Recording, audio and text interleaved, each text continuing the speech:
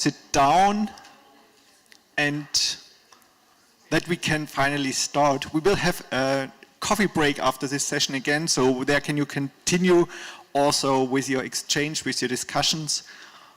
And then I would like to hand over to Rebecca Harms, please.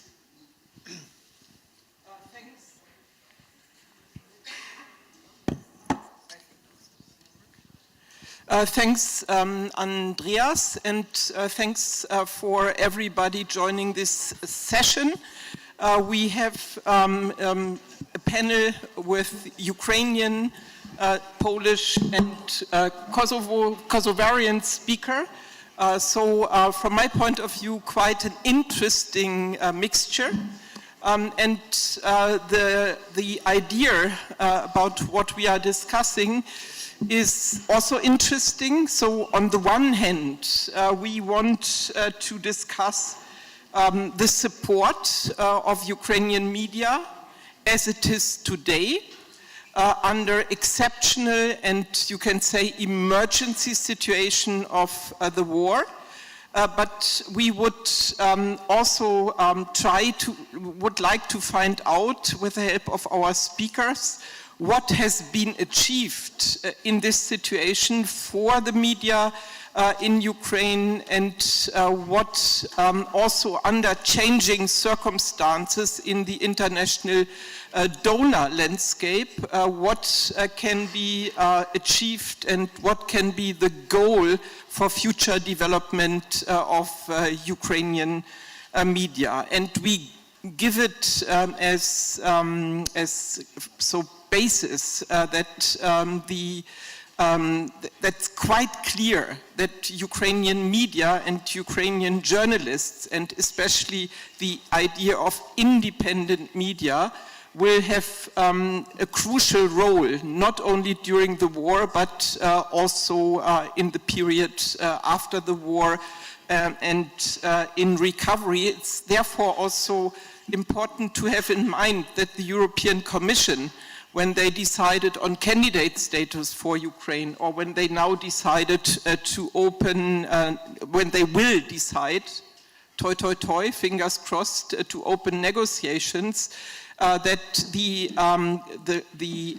priority to develop independent media and to do it based on good legislation, that this is again a huge priority also from Brussels' side.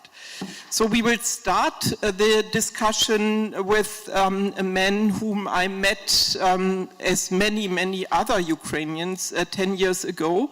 On Maidan, during Maidan, when I got the first time an invitation to be interviewed by him, my Ukrainian activist friends said, "Oh, that's quite an honor, don't miss it." So we will first of all listen to one of the old men from Ukrainian journalism with a lot of experience, but that's the wrong panel, with a lot of experience, and his name is it's Andrei Kulikov. I met him when he already worked for Hromadske Radio. He had his studio very close to the Kreshatik, and sometimes it was there very dark. But every meeting was enlightening, and I hope that it will be also here. It's actually an honor to work in our profession, but it's only an honor when we stick to some principles and standards. And when I first read the name of today's conference and the name of the conference a year ago, and the entire concept of Recover Ukraine, I also thought that we may insert 3 letters between re and cover, and we'll have rediscover Ukraine. Because when we talk about bringing the things back to normal, I would rather replace back with forward, to bring the things forward to normal. Because we all know or feel that the things were not normal in Ukraine, in our sphere even in better times. But yes, we have enough experience, we have enough will, we have enough solidarity between ourselves to rediscover, reinvent, restore Ukraine. And in this respect, I have here a very interesting publication. It's the independent newspaper from Kherson region called Новий день, New Day, and the headline on the first page actually repeats what I have just said. As the bird phoenix, Posad Pokrovsky will be reborn, and not just reborn, it will become better than it was. Новий день and Volodymyrsky Vysnik and dozens of other printed newspapers in Ukraine are living proof that nothing in our profession goes away. The printed press was actually buried by some theoreticians who said, everybody is in Telegram, in digital now, who needs those newspapers? Well, when Ukrainian troops liberated the occupied territories in Sumy, Kharkiv, Chernihiv regions, and anywhere else, local newspaper people were printing special editions of their newspapers, bringing them to the newly liberated towns and villages, and it was a huge success. Because as soon as internet or television were restored, people got to know what was happening in Kyiv, Lviv, Warsaw, Tokyo, and Washington, D.C. But what was happening 5 kilometers away from them in another village or town, who would tell them except those newspaper people or a hyperlocal radio station? By the way, radio was also considered, if not dead, then merely surviving. But during the occupation, radio remained often the only available source of information from the free territory. So think about this. And think how we will, no, not restore, but reshape the media landscape in Ukraine. And of course, in this respect, what we need, I think, is a strong support for public broadcasting, equal and regulated competition between in the commercial sector, self-regulation or joint regulation for the entire our sphere of media. In this, I think the National Union of Journalists of Ukraine may play a very, very important role, as they are now doing with supporting these printed publications. And what they are doing and what other people are doing, both organizationally and individually, is a living proof of the fact that we do not forget each other. This was the case even before the Great War, and mind you that I mean starting from 2014, not just 2022. Громадське radio is one of the examples of how other journalists come to your help. Because when we were just a podcast radio, and this was how I thought of my interview with Rebecca, that it will be just a podcast. But there was a commercial radio station, Europa Plus, not the network, but the original one, which remained when it was snatched by some mogul. And they offered us their frequency. They said, listen, we have the frequency, but we do not have experience. You have experience, but you don't have frequency. So jump on our frequency and start broadcasting. And this was a huge push, which was actually possible only when people think outside of the two sectors, that are habitual in our discourse: commercial and public, or state. But there's also a third sector: community.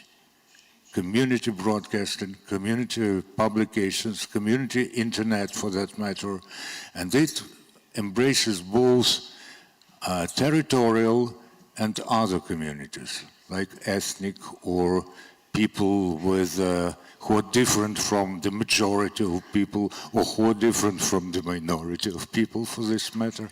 And community broadcasting and community journalism is a very important element to make the media field more diverse and more sustainable. Because when you have only two sectors, they inevitably compete with each other, and they present or tend to present the picture in mostly two shades.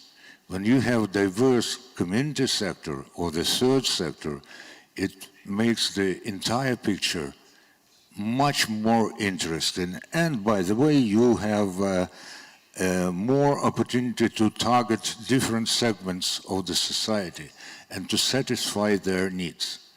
When back in 1950s, the first community radio stations appeared in Bolivia, in Latin America, it was for the very simple reason that local miners had to make their views known to the country, but they simply couldn't write, so newspapers were not for them, but they could speak, so they founded radio stations. The military government of Bolivia, when the radio stations of miners gained popularity, used bombers to try to stop them from broadcasting. Isn't this a similar picture to what the Russian aggressors do to Ukrainian media, notwithstanding whether they are broadcasters or publications, printed press, or this matter? The public broadcaster, which exists and works now in Ukraine, is a huge pillar for our future media landscape. However, I strongly urge you, and especially those people who work in the so-called regions, regional journalists, to try to think again outside the dichotomy, the two sectors.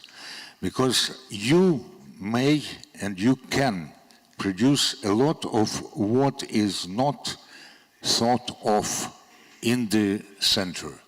I recently was a member of the jury on the in the Polish-Ukrainian contest for competition for female reporters. And this was one of the competitions where they did not distinguish between central and regional reporters. Because you know that even in the honor of the profession competition, they have special nominations for regional press and television, as if regional is inferior from the very start. No, we are on the same plane. And the central journalism in Ukraine actually consists and is formed and is influenced by the regional colleagues. Am I already out of 1 minute? Yes. So, there's also a question about whether the donors can influence or can impact on the situation. Well, even by asking this question, they are already influencing the situation because they show that they are thinking. Sometimes they are doubtful whether media belongs to the civil society. Let me tell you, the third sector media definitely belongs to the civil society. So please pay attention in addition to public broadcasting to this. And finally, I really hope very much that the state-sponsored program of developing the English language usage in Ukraine will be conducted without, I would say, redundant or overstressing, overemphasis, because I fear that it may even further diminish our knowledge of German, French, Polish, Arabic, and a lot of other very important languages. Listen, when we think that we should be addressed in Ukrainian, don't we deprive our other people from being addressed in their own languages? I know that the French-speaking people, the German-speaking people, and other people would much better absorb the information from us if we speak to them in their languages. So, having said that, I want to thank Oleksiy and Alex, who are providing us with simultaneous translation from Ukrainian into English and from English into Ukrainian. And, well, I'm in awe waiting what will other panelists say about my opening remarks.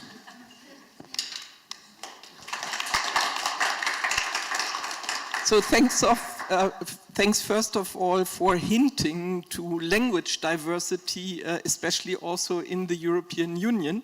And Ukraine is going hopefully to become a member, not later, but sooner.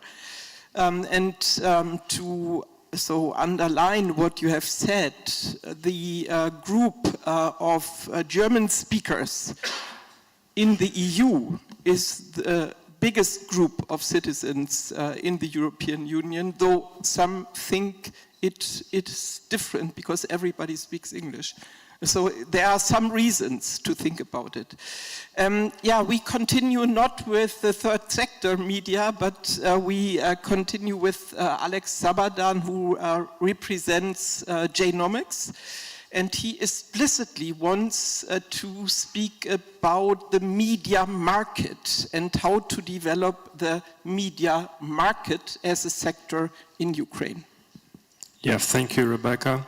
Good afternoon, everyone. I'm very thankful to be present among these distinguished speakers and to share my ideas how to rebuild a diverse media landscape in Ukraine.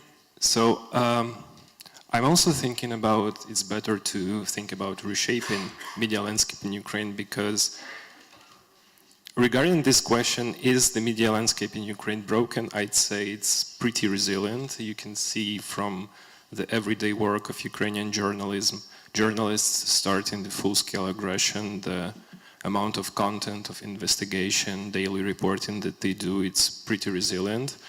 And to check that statement, you can refer to surveys made, for instance, by USA Today News that shows that more than half of Ukrainians, I think 55%, trust Ukrainian media, so it's kind of good.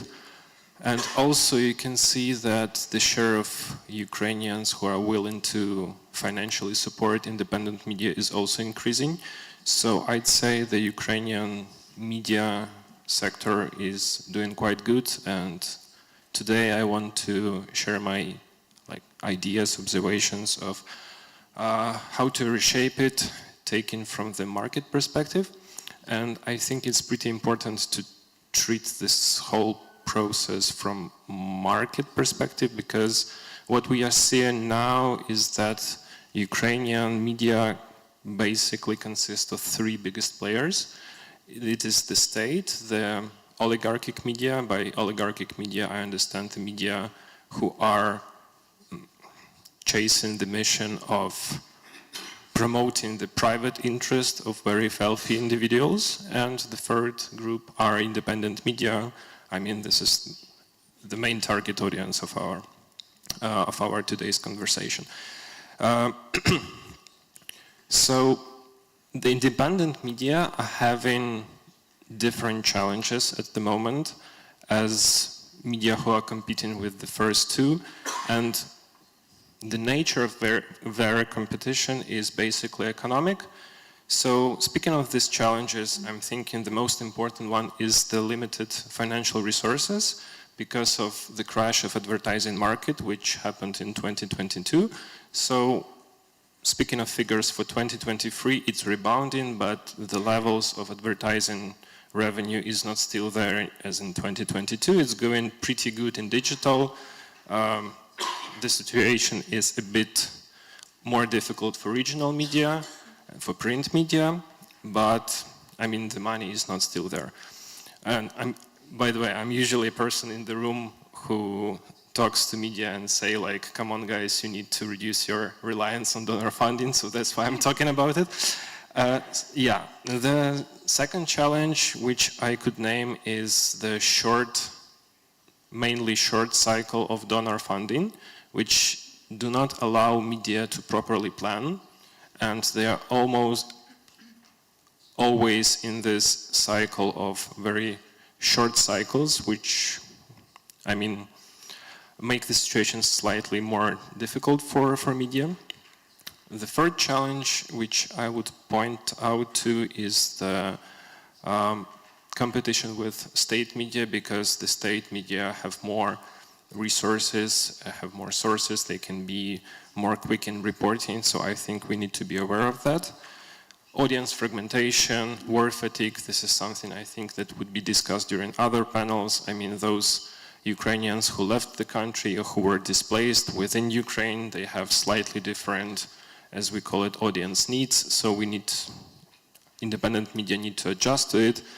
And I think the most important for me is the talent problem, because media is not the most richest sector, and it's quite difficult job, so people tend to burn out, they can switch professions, so this is something independent media will face, or maybe facing now. So everything here what I mentioned is kind of market challenges, and if we are talking about how donor funding can help rebuild or reshape Ukrainian media landscape, I'm thinking about that the main goal for it would be to enable independent players to have resources to compete with the state and with oligarchic media. So I think this is the utmost goal. I think we will touch upon the strategies later on, maybe during the discussion or questions and answers session, but I think there are multiple strategies which can be in place, because the whole reshaping process involves a lot of actors with slightly different interests. But I think the main idea of which I'm a supporter is to look at the funding not from the grants perspective, but rather from the investment perspective, because when you do investments, usually you try to calculate the return on investment. So you usually try to understand how impactful it is. And why is it important? Can provide you one example from the work of important Ukrainian non-profit Come Back Alive, who are fundraising money for Ukrainian military. They recently launched a fundraising campaign to fundraise to buy sniper rifles. And they did some kind of the interview with the guy who is managing the sniper work stream in their organization. As I understand from his conversation from the journalist, basically you can buy a sniper rifle with slightly different characteristics, and in the end of the day it may be useless. So in this situation you can use money, and in the end of the day it would bring you nothing. So the main idea which I'm kind of pushing is to hear more what the media organizations are saying, to hear more what they definitely need in order to be competitive. So I mean, this is the most important idea to make the whole strategy successful and more impactful. Thank you so much.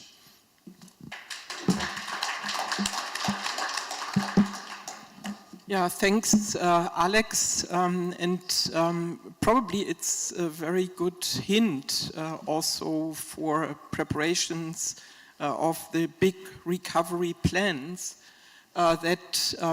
so investment in soft parts of recovery is not simply forgotten. So that we are not only talking about investments in roads, in railways, in power stations, etc., but that there are also soft parts, soft sectors which need our attention. And this brings me also to Joanna Krawczyk from Poland, working with a global fund for the development of the media, and together with Lisa, she's whom we listened to in the beginning of the campus part of this meeting. She takes a bit care of donor coordination and gives also content to donor discussions, how to develop what they are doing now. And I think your contribution fits very much to what Alex said. Well, it does. Thank you, Rebecca.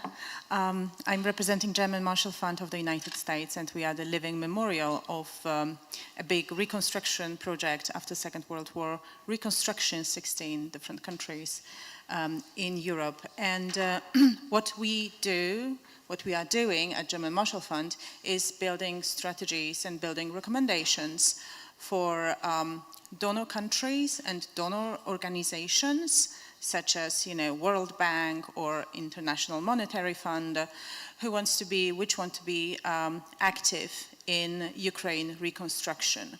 And because I funded, together with Nordic Media Association's Ukrainian Media Fund, I took the privilege of working in the field of building recommendations for reconstruction of Ukrainian media. We have just started, and indeed we are looking very much upon Lisa and her work in her capacity to actually see how media needs for reconstruction, reshaping, modernization, however we call it, in the global framework of Ukraine reconstruction.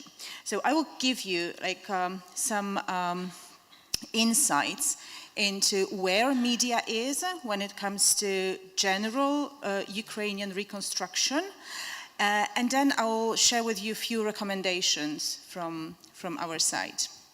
And as Rebecca mentioned, this will be from donors' perspective. Great. I have actually 8 pages of notes, but I won't be reading them, so don't you worry. Away from her. Yeah. Okay, so I think what is most important to understand is that we, as donor community, we're trying to be updated with what is happening in Ukraine, but also what is happening amongst different stakeholders in Ukrainian reconstruction.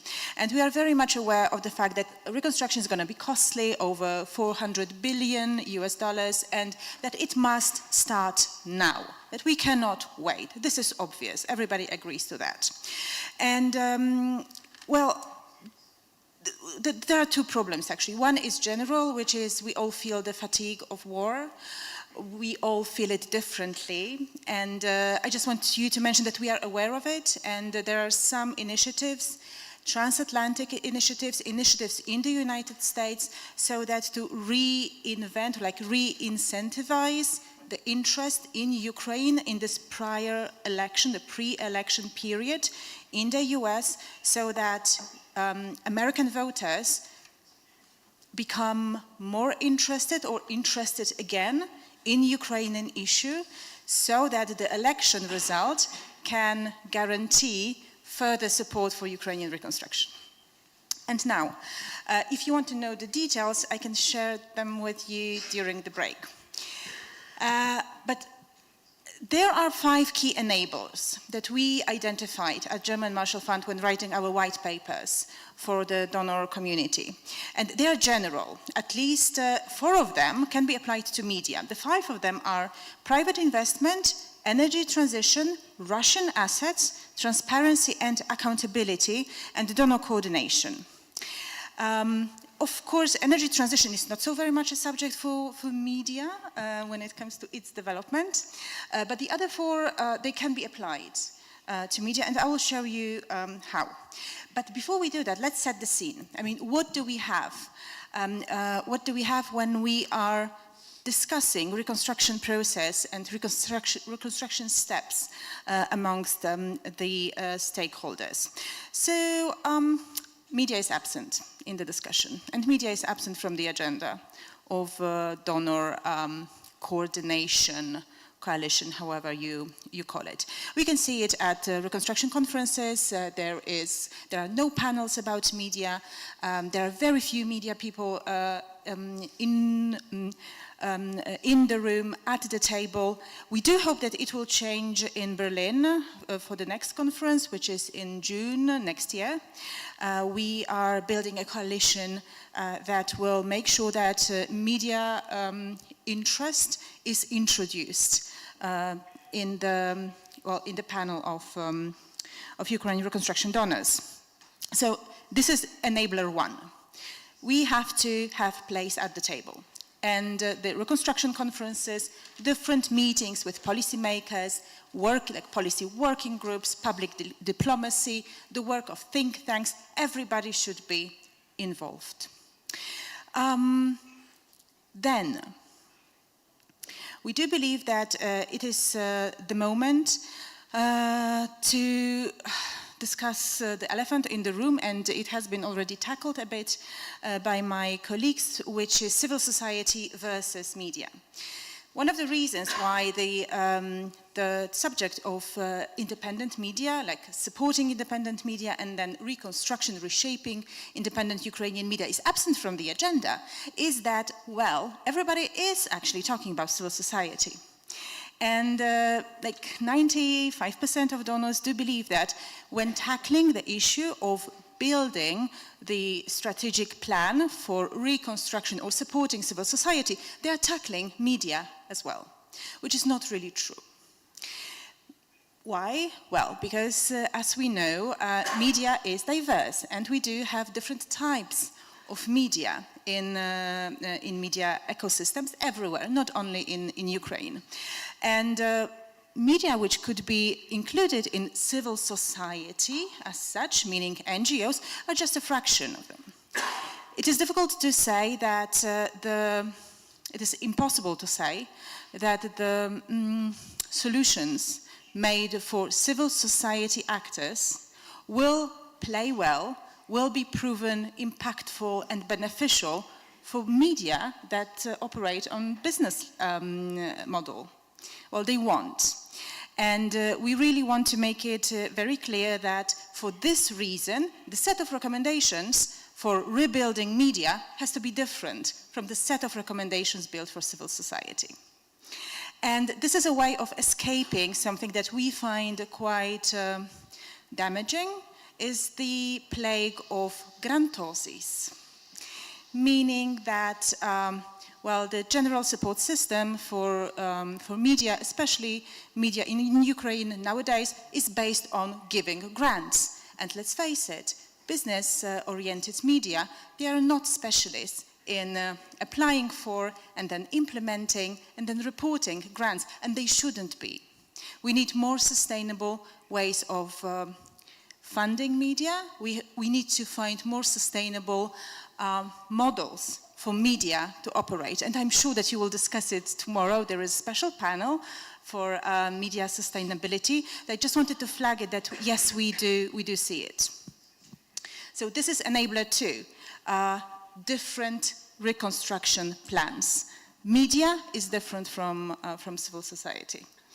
And then there is, of course, a number of different enablers that I could walk you through. I will just tell you that definitely we have to prioritize. We have to build our support around priorities that are important for Western donors. And one of the key priorities will be accountability, will be transparency, and will be anti-corruption. And what we are recommending is strategic investment into a network of local and regional media so that they can become strong, independent, well-working media outlets who will be able to follow the flow of reconstruction money. The other things that we find quite important are, I don't want to say that they are details, but I have only 1 minute, even like 30 seconds, so I will just go 60 seconds. So I will just go through them, and we will leave the details till the end. So I do believe that it is understandable that Ukrainian media recovery, media reconstruction, it has to be in the broader framework of integration with Europe and Ukraine's future sitting at the European Union. And of course, it includes media reform, and it includes also the question of public subsidies to media. And there are many different good examples from European media market, how to do it. We have to understand also that our assistance, media support assistance, it has to be time limited. The time frame we are operating now in is 5 to 10 years, and that's period. This is why it has to be investment. It has to be investment because if we build media ecosystem that is reliant on grants after 10 years, it will be simply hopeless and helpless. And to finish, I just wanted to quote one of my colleagues from GMF, and it's a bit about how to look at what we are doing from the perspective of transnational organization. We all know that we need more coordination. We as media support organizations, but we also as donor organizations and donor countries. And we do believe that one of the important things will be to build a trilateral collaboration between Germany, Poland, and the United States. And this is what Marta, my colleague, wrote. European security is dependent on a free and stable Ukraine. However, the 2024 US election could result in a fundamentally different policy approach to aid for Ukraine in Washington. To guarantee policy continuity, the United States should form a trilateral leadership coalition with Germany and Poland. And recent changes in Poland politics will help. And together, the three countries must devise a long-term strategy on Ukraine based on an agreed vision of European security and continued assistance, also in media sector, to Ukraine. Thank you.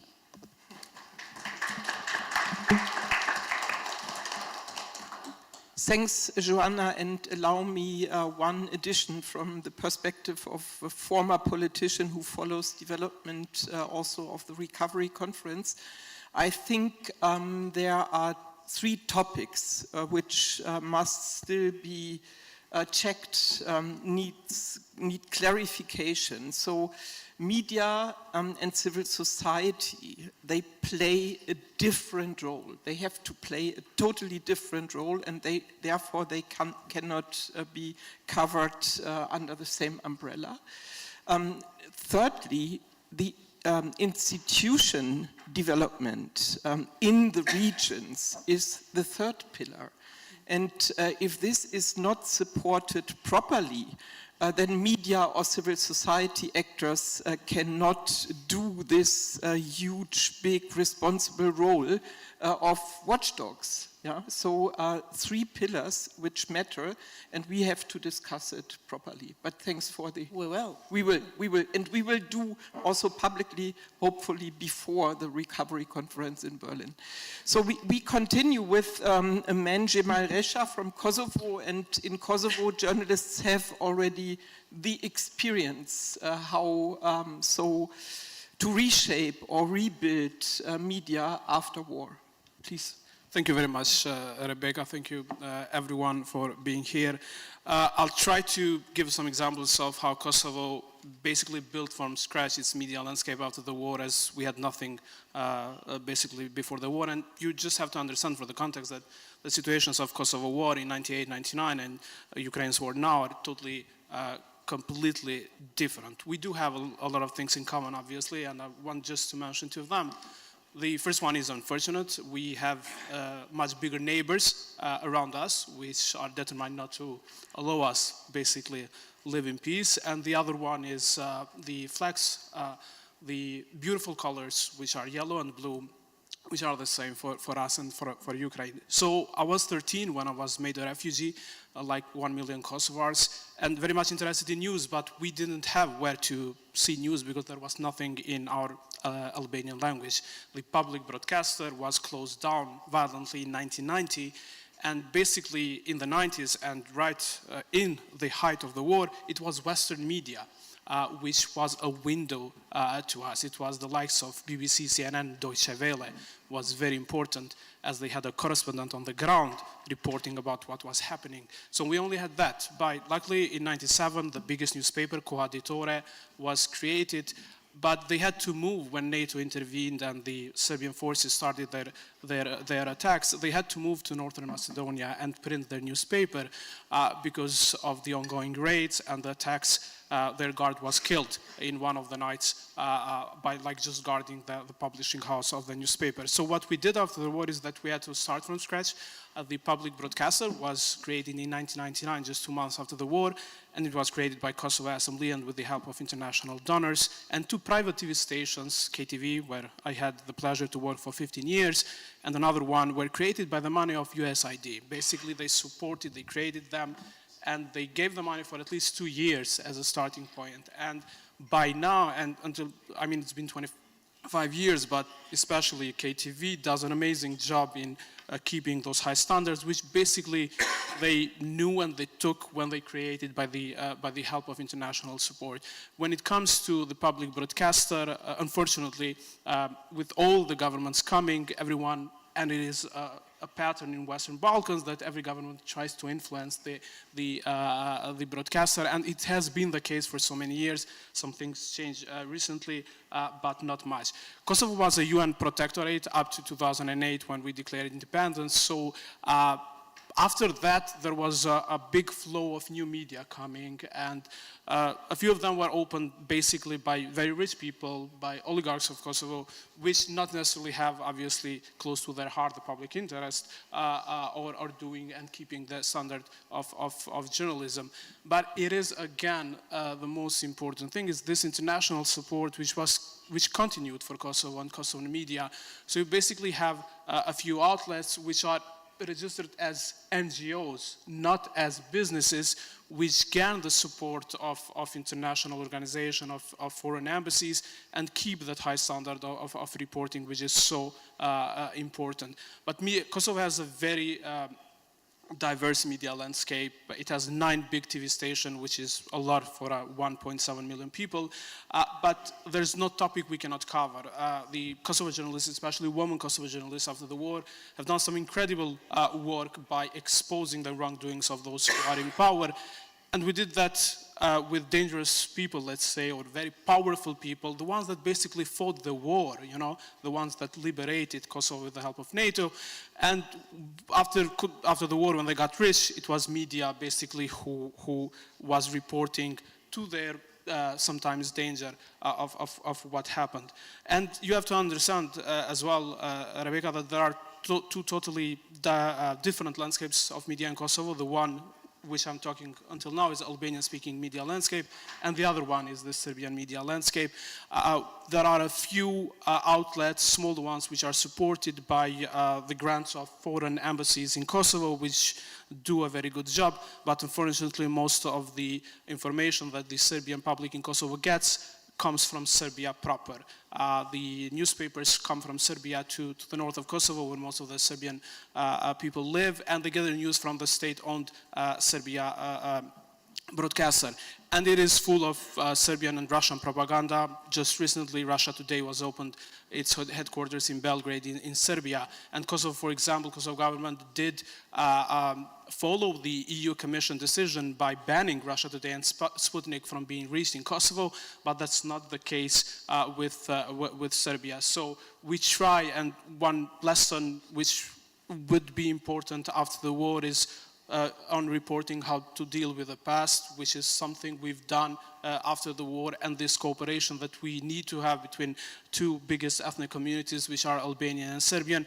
And we've been doing that for many years after the war, but sometimes you get the feeling that it all disappears when there are new tensions, when there are new situations. You probably are aware that this year has been particularly difficult for Kosovo journalists. 60 attacks were recorded, 30 of them in the north of Kosovo, where there were clashes between locals and NATO, and one Kosovo police officer was killed in just a few months ago. So again, the lessons we learn throughout the years, sometimes at the end they just explode because both communities would tend to be biased in their reporting.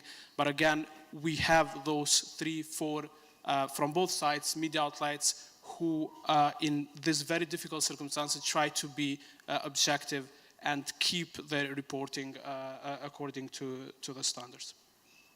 Thanks. Thanks, Jemai. And yes, we have 15 minutes left for this session, and now it is up to you to ask your questions, or you can, 40 minutes. 40 minutes, oh, so I just thought, where have we spent the time, because they were so disciplined to follow me. No, we have 40 minutes left, that was also our goal. 25. Now I'm lost in this non-existing printed agenda.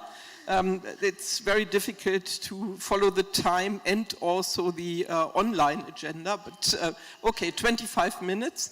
And first of all, it's up to you to ask your questions, but also here on the panel. So if you want to address something to each other, please do it.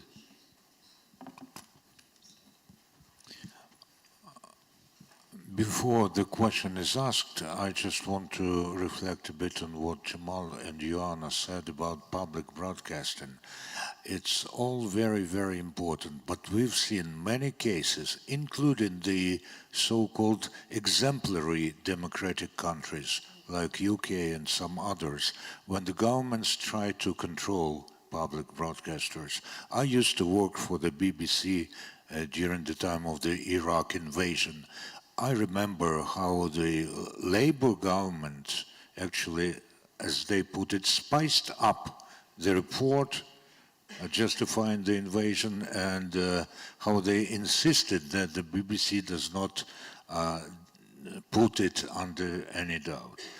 So, in order to make you more resistant, and remembering that the governments, first of all, target something big and influential in their mind, be small, because they do not sometimes even give a thought and a notice about those who are acting on their own initiative from the grassroots level. Thank you. Hi, hello. So I'm Gavin Rees from the Dart Centre for Journalism and Trauma. And one of the things I wondered whether we should be talking about in this mix, actually, is the question of kind of the specific skills that journalists might need to work on the recovery period after the war.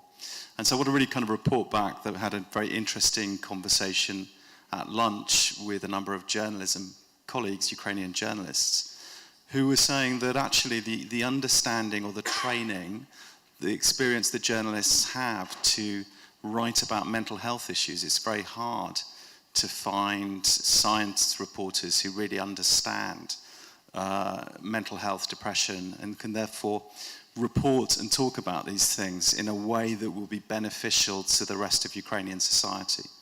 And so at the moment, there's a lot of obviously quite understandable anxiety and confusion about what the future will hold.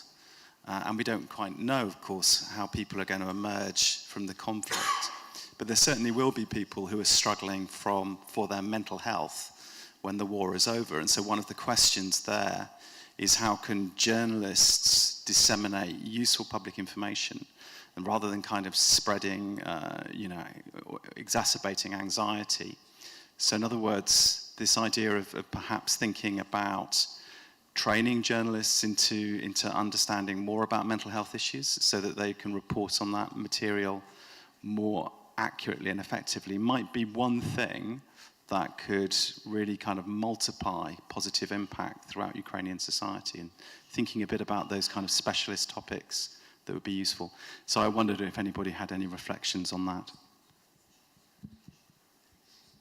Andri.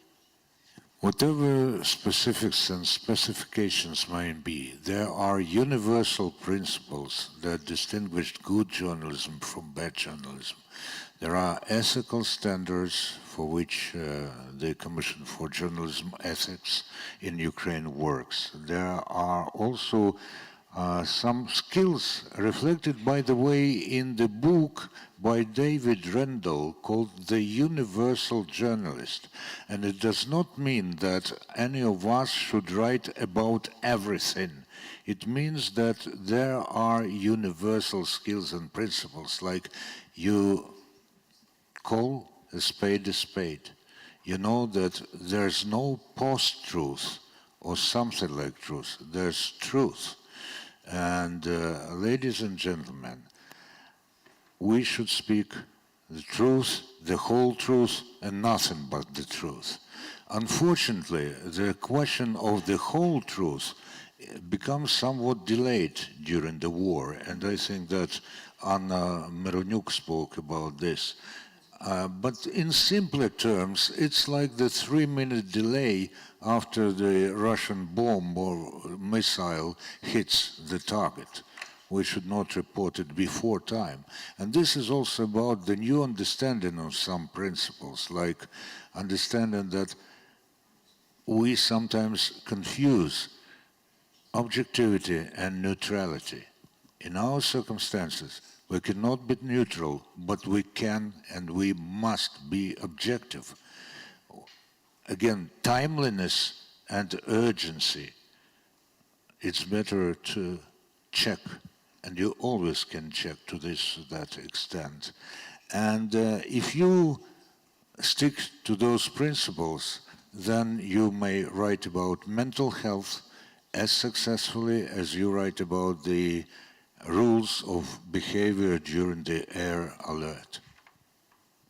Sorry, there's another answer. Just very quickly, I couldn't agree more with you, Gavin, of the importance of having these kind of journalistic skills and sensitivity in like transformed Ukrainian media landscape. And I just wanted to let you know that, from my perspective of a person interested in media investment, how to build a successful media investment structure and procedures, like one of the key things is that we have to invest in talent, and we have to invest in capabilities and competencies that are most needed by the target groups, so-called, meaning our readers, our listeners, and our viewers. So this is definitely one of the very important issues to be recognized, and this area is something to be invested as well. So not only hard investments, in like structures and management and technology, like business models, but in people, so that they can respond well to the needs of their viewers, listeners, and readers. Great. Can I just a quick follow-up on Andrei's comment? I think that the point I'm trying to explain is that there's a lot of fake, false information that's floating around in society about mental health and mental health impacts.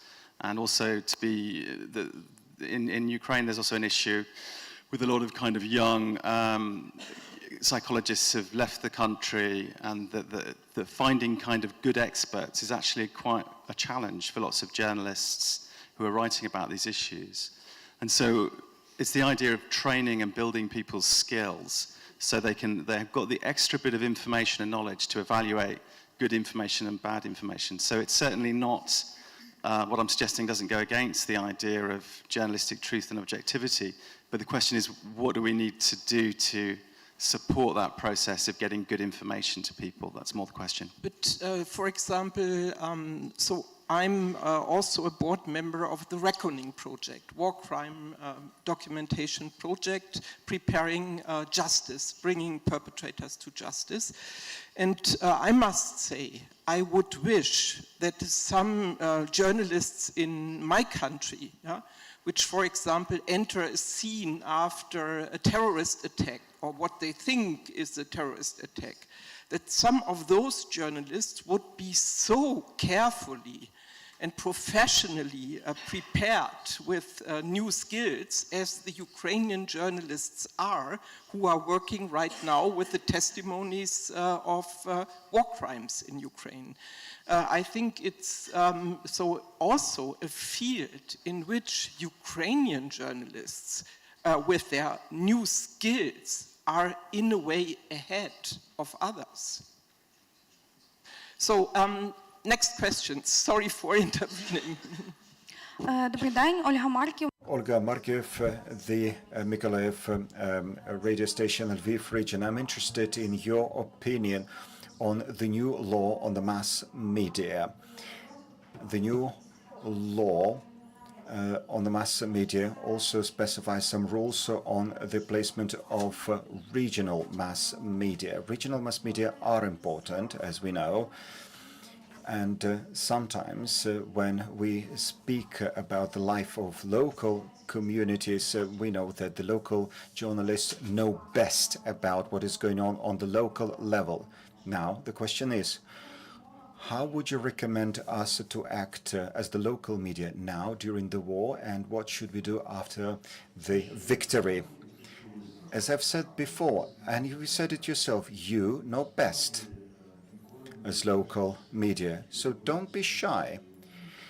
Be active on your local level, but not only. Don't be shy to spread your local experience on a broader scale, because many people in other regions even do not know that your tiny newspaper, tiny radio station, tiny TV channel actually exists, but you have valuable experience. For instance, in the Sumy region, they have the Cordon media, and the Cordon media report directly straight from the front line, and those are local guys. You watch them and then you understand, you know, actually you understand very well what is going on in the Sumy region. Or myself, I took part as a member of the jury in one of the competitions. We were commemorating the memory of a hero of Ukraine, Matveeva. And there were journalists from local newspapers, from local TV channels, internet channels, and radio stations.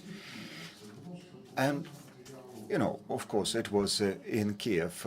You look at this material, and half of it is good for nothing. But the other half of this material is high-class journalism, although that journalism is exercised by guys who are sitting somewhere there in the corner of an office, and they're sitting out there in Lviv or in Drogobych or in other small places. And you might think that they're not significant, but they are.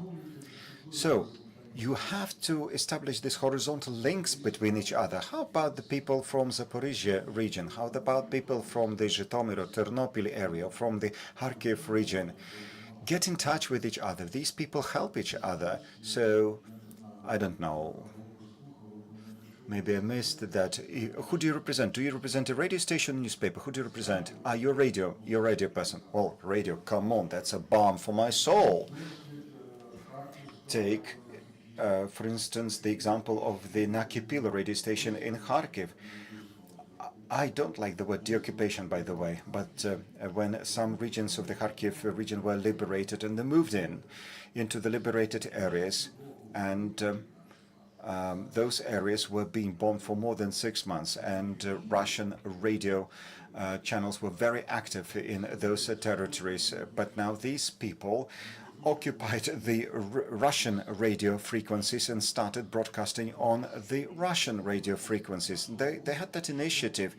So you know best what your local audiences need. do that. But also please remember, we as broadcasters, radio broadcasters, have advantage because we are not paid attention to by those who are at the top, and it gives us a certain lift that we could act in advance. When the presidential decree was published to organize the national telemarathon, I read it from A to Z, being concerned not to see the fortunately, I haven't seen that word there, because neither president nor his entourage didn't even think how important and in terms of instrumental in developing democracy of civic society radio is. They don't really grasp that idea, but I've been talking about that, but there's no effect. Probably they don't listen to radio at all in the first place. So, to all of you who work in this, working in locations, in the fields, in provinces, we shouldn't be ashamed of that word. A great thank you. But be more brave in the sense that you should be aware that in Kiev or in any other regions, there are people who you're capable to get interested by the quality of your work. Thank you. Thank you. My name's Christopher Hurd, and it's just fair that I should say I asked this question having been the editorial director of the Bureau of Investigative Journalism in London, and also as the co-chair of Documentary Producers UK, but I'm also here, I'm really here because I'm the chair of the Ethical Journalism Network. And this really is a question for, I think, Joanna and Alex, who've mentioned the word investment quite a lot in talking about the future of media in Ukraine. Our experience in the UK is that it has been extremely difficult to raise investment that provides anything approaching a conventional financial return for people to invest in documentary or in serious journalism. And we have relied a lot on philanthropy, a lot on the underpayment of the people who work in that sector, and to some extent on crowdfunding. But there are definitely limits to all of those three sources of funding for journalism. And I wondered, therefore, what sort of models you had in mind when you said that you thought we should have investment-based models. Thank you. Thank you for the question. I'd like to say that I mentioned investment not like as a financial term, but more than an approach to evaluate funding to any specific media. And I distinguish here investment like approach from grant approach. So when you look at any particular funding as an investment in the broader sense of the word, it means that you are trying to spend some money to get a return which is not always have financial value. It can be societal value, or it can have value from the org development of organization. And what I'm saying is that for media, if the funding is based on the calculation what any specific media can achieve with this funding, you can use financial sustainability indicators developed by Deutsche Welle Academy or by other media development organizations. If you try to solve this problem from this perspective, and also if you apply a more bigger timeline, because you cannot achieve anything in 3 months. You can just produce a certain amount of content, but this doesn't solve any type of challenge the media organization have. So that's type of the approach that I was talking about. It's not meaning investment in a very narrow, specific business model type of thing. Before you answer, also because we are discussing a concrete situation for Ukraine, is it really thinkable that so the media market attracts as much investment that the media Andriy was talking about, so public media, public broadcasters, or the third sector, that this is not necessary? Because I myself, I must say, I can figure out additional media, yeah, from the market appearing. But a democratic media system needs a backbone. Yes, and answering to the question, I somehow agree with Alex when it comes to the definition of the investment into media. We can, of course, think about a typical financial investment in typical investment funds that operate on the market, and they do invest in order to get a return for their stakeholders. This is one model that is working. We have to acknowledge that there are those specific media funds that are investing either for profit or not for profit. There are already at least one, if not two. I think I would say two. Such funds operating in Europe. One is Pluralis, which is specifically focused on kind of investing, because it is about buying shares of media that are endangered of media capture. So they are investing their money in order to save selected media in danger. And the other is public interest, international public interest fund, which is very much focused on, again, not a very strict grant-based support system, but more of finding media that are key players in their communities, they are public interest media, and investing into their development. You have to understand that, we have to understand, I have to understand it as well, that, you know, investment, it's a way of thinking about how you're using your money, how you are transferring your money, and what do you expect in return. So I don't know if this answers your question, but when I am referring to investment, first and foremost, I am referring to this kind of investing of money. In the context of Ukraine, well, basically we are talking about two phases. The phase one is about preparing for investment. Like a normal, standard investment fund will not invest in organization that is not performing well and that is in war zone. This is why we need a different type of preparation for investment, and then hopefully finding investors who have, you know, public interest in their hearts, not necessarily financial profits.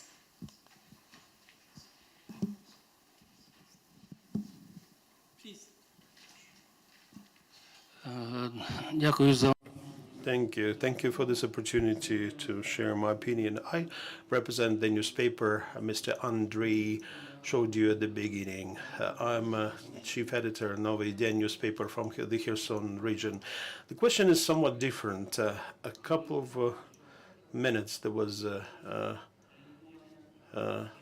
thesis, a necessity to treat people from psychological disorders.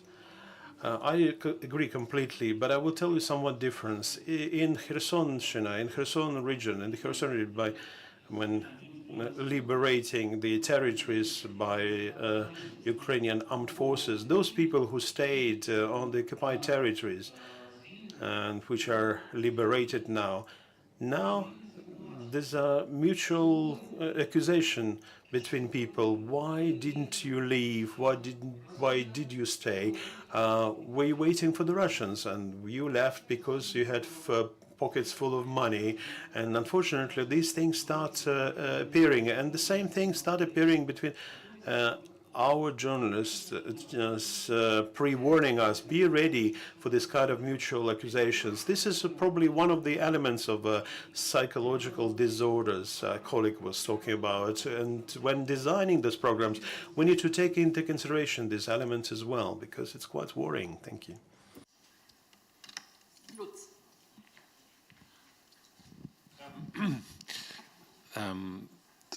I think we should elaborate, please, a little bit more about the so-called third sector that you mentioned.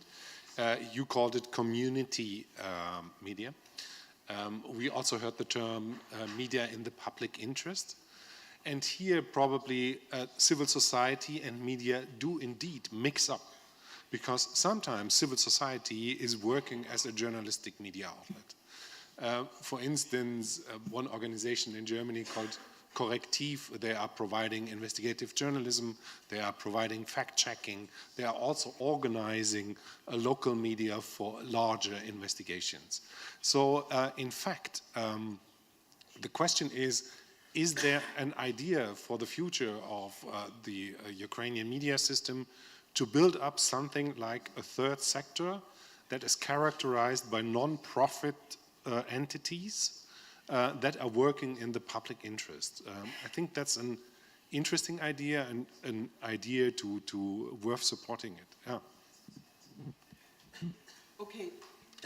No further questions now, but the possibility to the panelists to address both of the last questions. Maybe you choose the one or the other. Joanna wanted directly to answer to your question. Well, actually, I wouldn't like to continue talking. I would like to listen more to you because. Okay, then you do it after. Then this was a misunderstanding. You had already the microphone in your hand. I saw the colleague wanting to ask a question, and this is why I was pointing to her.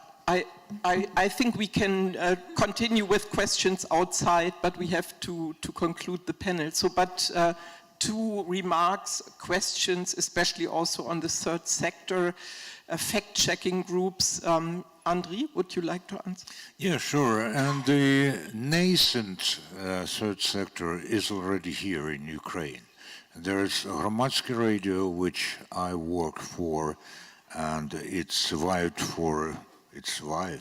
lives. It's for 10 years plus. There's Hromadske.ua, which used to be Hromadske TV. There's the Laboratory for Societally Responsible Journalism. And if you think of it, the Kyiv Independent is a very interesting case, being commercial, but at the same time the third sector, because it's a union of people who did not want to follow directions. And they represent a community, yes? So, and I may name quite a lot of other instances in many, many regions of Ukraine.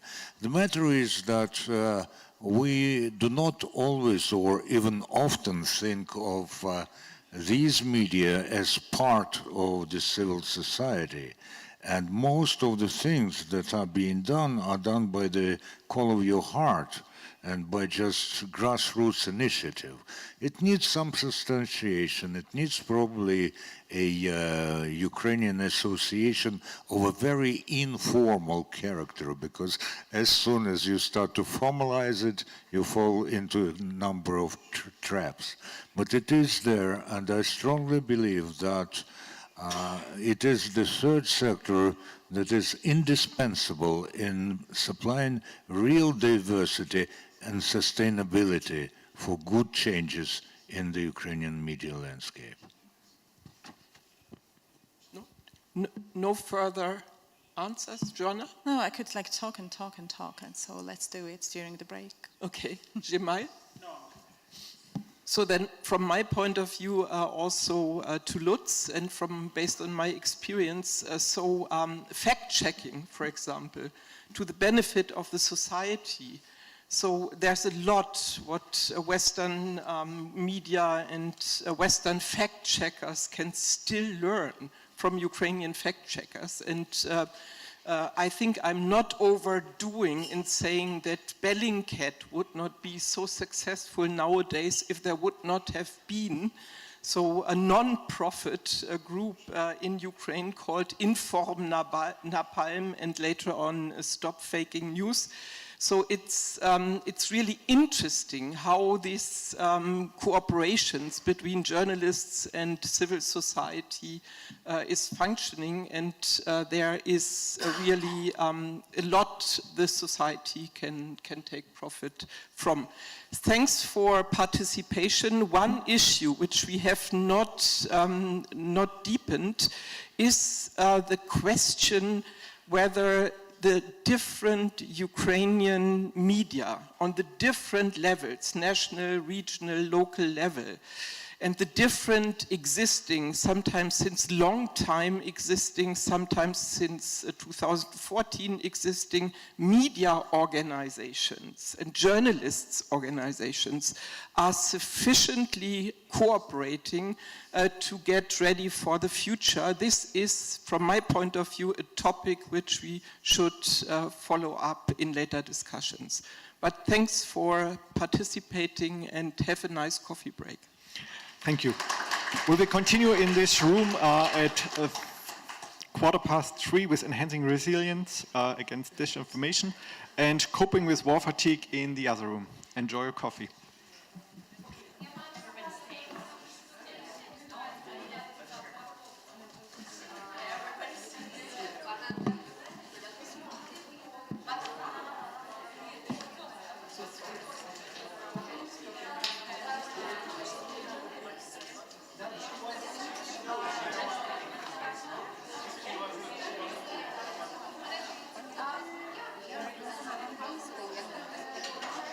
I don't speak Ukrainian.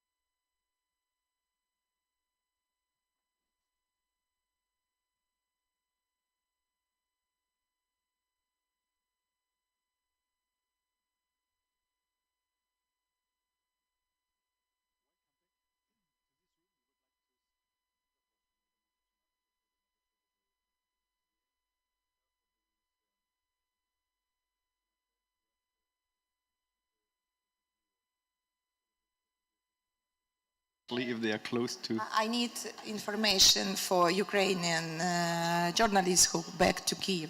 Okay, Jen, please.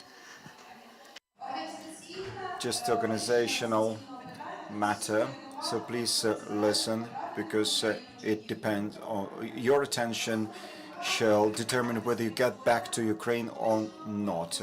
So how to go back home? First, tomorrow, all the participants have to leave their hotel rooms, to check out from your hotel rooms.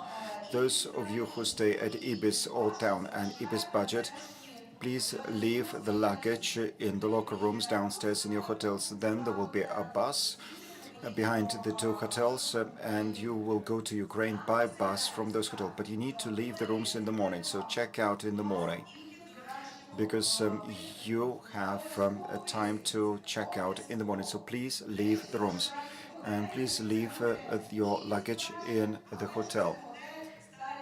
If this is a bit budget, the red and the blue Ibis hotels, so to speak. That's right.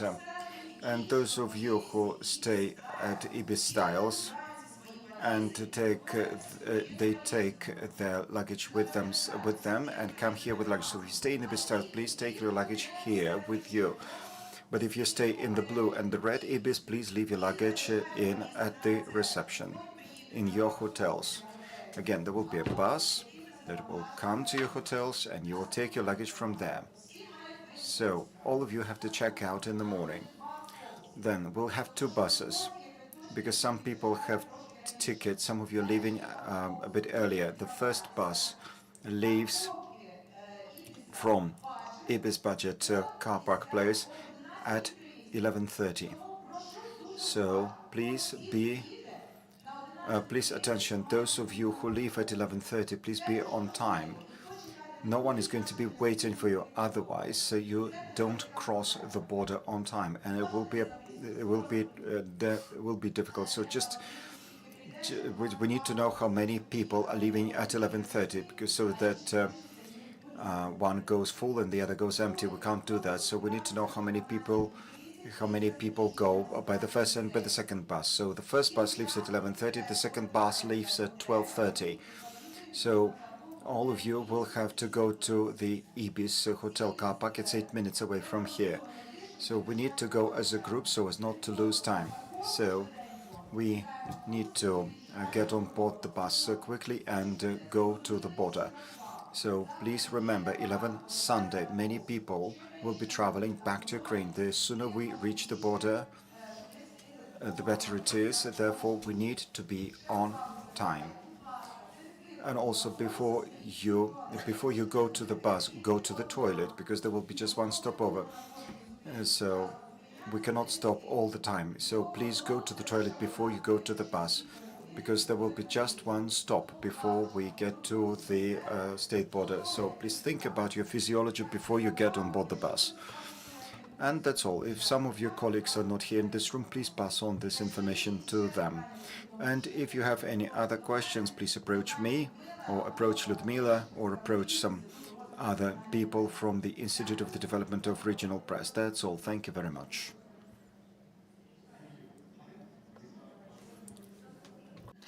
Шановні колеги, Dear colleagues, we shall continue our work at the COVERE Conference. яку ми відкриваємо, вона присвячена боротьбі з We are going to talk about fighting disinformation, and we need to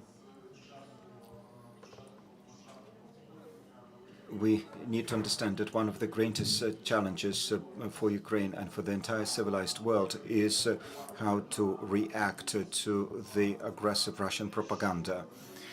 How we need to understand that every single day there are attempts to abuse democratic rights and the democratic standards. The aggressor is attacking us all the time at all fronts. Therefore, we need to stop effectively attempts of manipulation. But we need to understand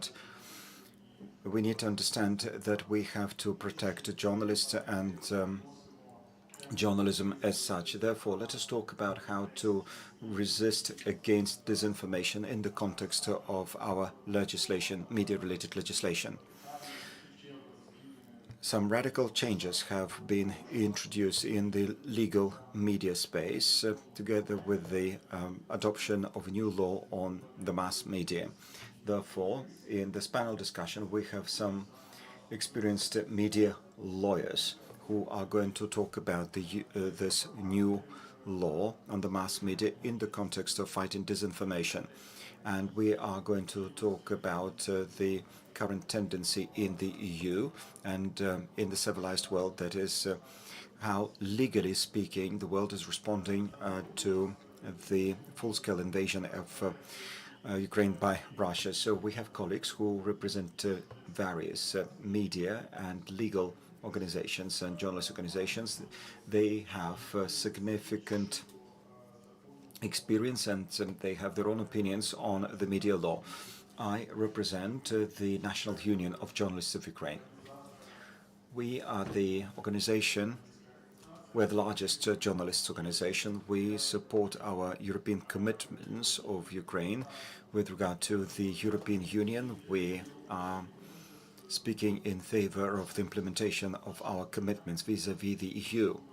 And also we have voiced our proposals to the authors of the new law on the mass media. And the representatives of the printed media are rather critical about this law because we have only one regulation authority, but that regulation authority is specializing in radio and TV broadcasting. But many organizations are thinking right now on improving the editorial work because this law is very complex. In fact, this is a media code. The volume of this law is 300 pages. This law, this piece of legislation, is quite a challenge both for journalists and lawyers as well. Of course, we want to be law-abiding citizens. We want to act in line with the law. We are interested in exercising the right for the protection of our profession. But then this legislation also should lead to us having some clear procedures. And we should not allow for this law to be using the mass media to achieve some political goals. So today we're going to talk about how we can fight disinformation and to what extent the new media law should be regarded as a tool of providing for effective fight against disinformation. This toolkit should be enhanced so that indeed we can protect ourselves more effectively against the Russian propaganda. We understand that the Russian propaganda is one of the elements of the complex Russian attack. Now, we are going to talk about fighting disinformation with a new set of panelists, but Andriy Kulikov has already been talking about the most effective tool that allows us to fight against the Russian propaganda, and those are local front-line newspapers. Indeed, he's right, and we are very proud to have been supporting this unique newspaper. This is the Bakhmut town newspaper. They renewed publishing in October last year, and when thousands of residents of Bakhmut were staying in the cellars, they didn't know what to do, and the Russian propaganda, the Russian fakes news was saying that there are concentration camps in western Ukraine for eastern Ukrainians, but that newspaper was still being distributed in the cellars of the town of Bakhmut. They were writing about evacuation, they were spreading correct information, and thousands of people, thousands of lives were saved due to that newspaper because thousands of people were capable of leaving to Dnipro and Kharkiv. And this shows the point that responsible journalism saves lives. We have 30 newspapers of this kind in pre-front territories of Ukraine. Those newspapers are saving people's lives and health. And also those are the newspapers that help us to fight against the Russian propaganda. Now, colleagues, first I would like to give the floor to Maxim Dvorovy. He is the head of Digital Rights, Digital Security Lab, Ukraine.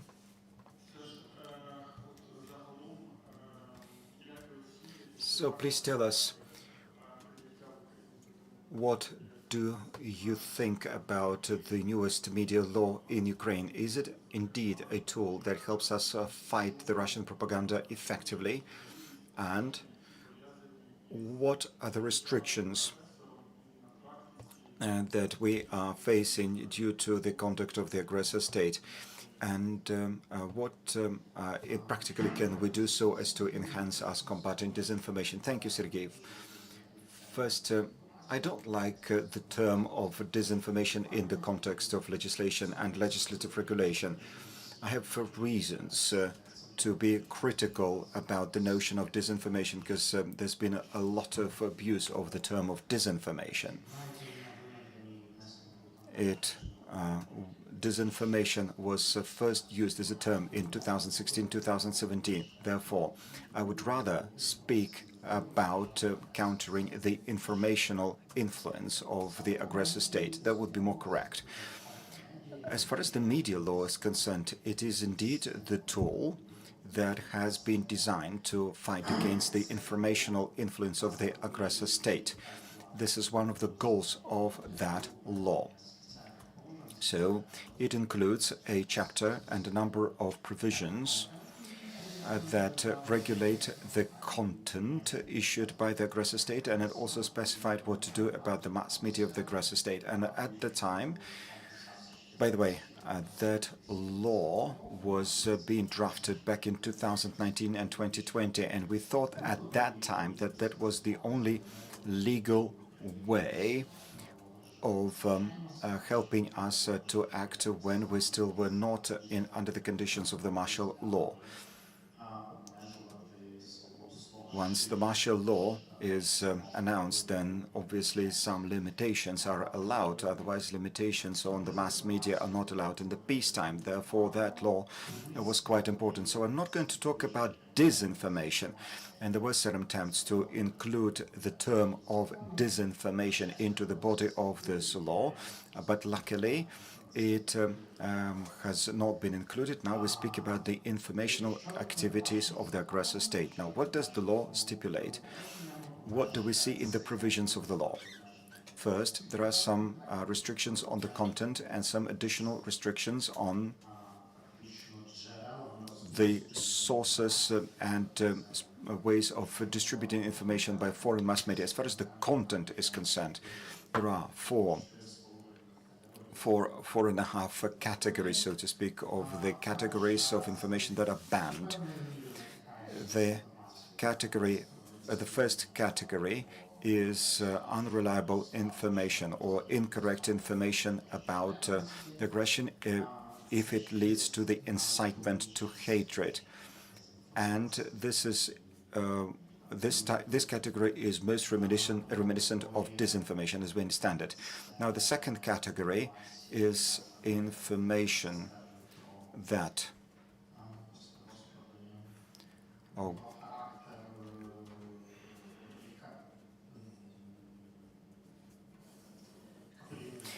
the second category is information that describes the war in Ukraine as civil war.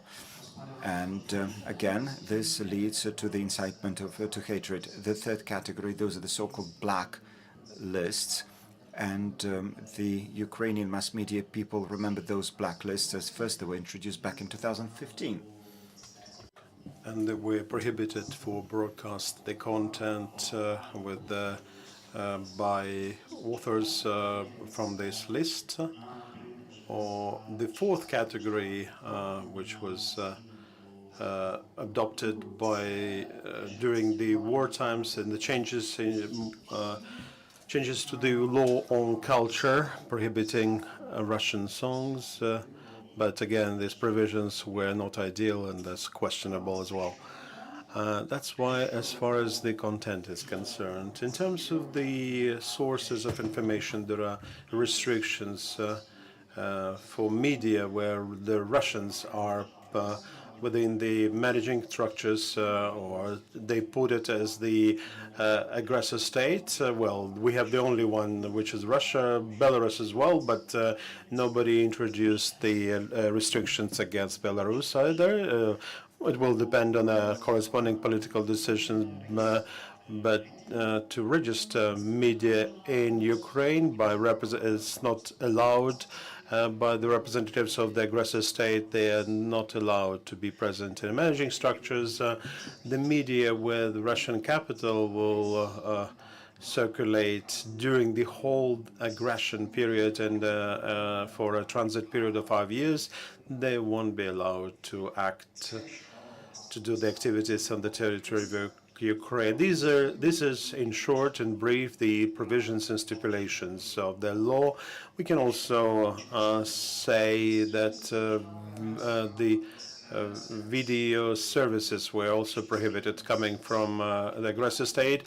Streaming services of online cinemas registered in Russia or sitting on the Russian domain because of a variety of reasons, because there's quite a lot of Russian content is being distributed via those channels, and there are certain other elements. In terms of the efficiency, there's a question to what extent this efficiency should be assessed and evaluated. The efficiency that was introduced before the fully fledged, full-scale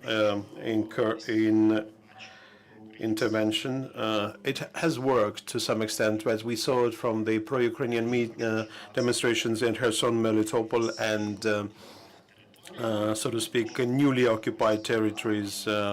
Apologies if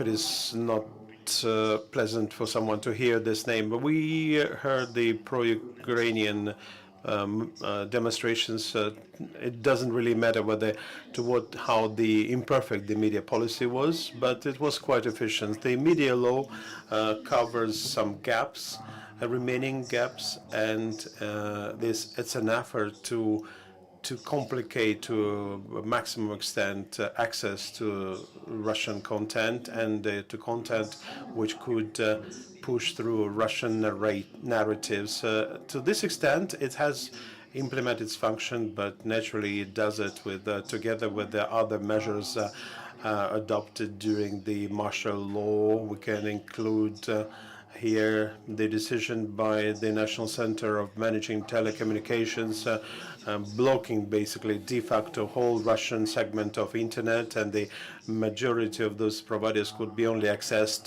via VPN. Some other decisions by the Security and Defense Council blocking other Russian things. All these represent the unified system of restrictions which exists today. In terms of the protecting human rights, we can argue that many of those decisions were taken in not a very legal way, not very nicely, so to speak, because of our sanctions and the nature of those decisions a bit questionable. But in terms of the assessing the efficiency, we are in this situation, with the exception probably of Telegram, probably serious narratives are entering Ukrainian information space with much less efficiency and less frequently. Thank you. Now I would like to invite Mrs. Antonina Cherevko as an experienced lawyer in media lawyer, and to compare the global situation.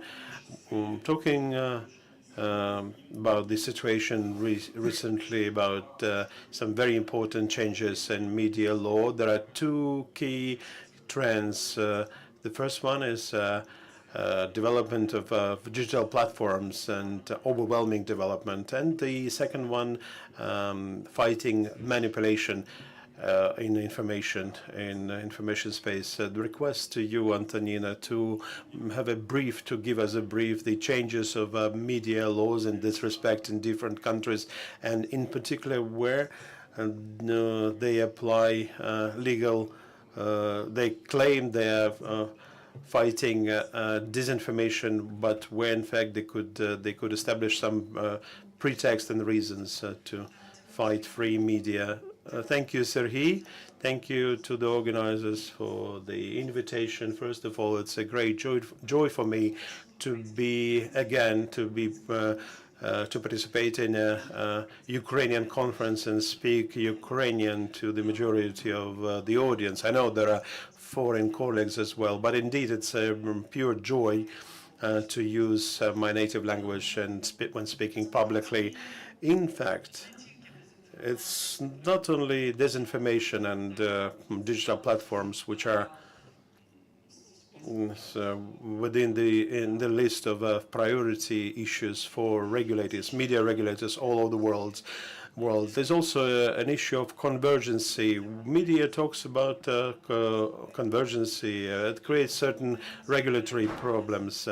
And as you mentioned, Serhii, the National Council of Ukraine, which becomes a certain regulator. There's nothing else but global trend, frankly speaking, because there's a question. There are BBC channels and BBC YouTube. BBC channels could broadcast much more.